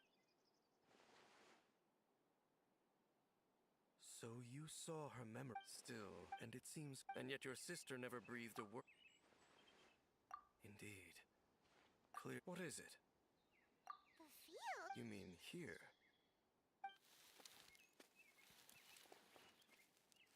You scared the Duke out of Paimon! Did you rebury them yet? A male, interestingly. The male skeleton. But what does this mean? What? Unless... This all raised... We should part. Huh? It's better that we... Who's he? Yes. If the time is... But what do you mean that he's so... I fear that... What? Why? All right. There goes the... What is it?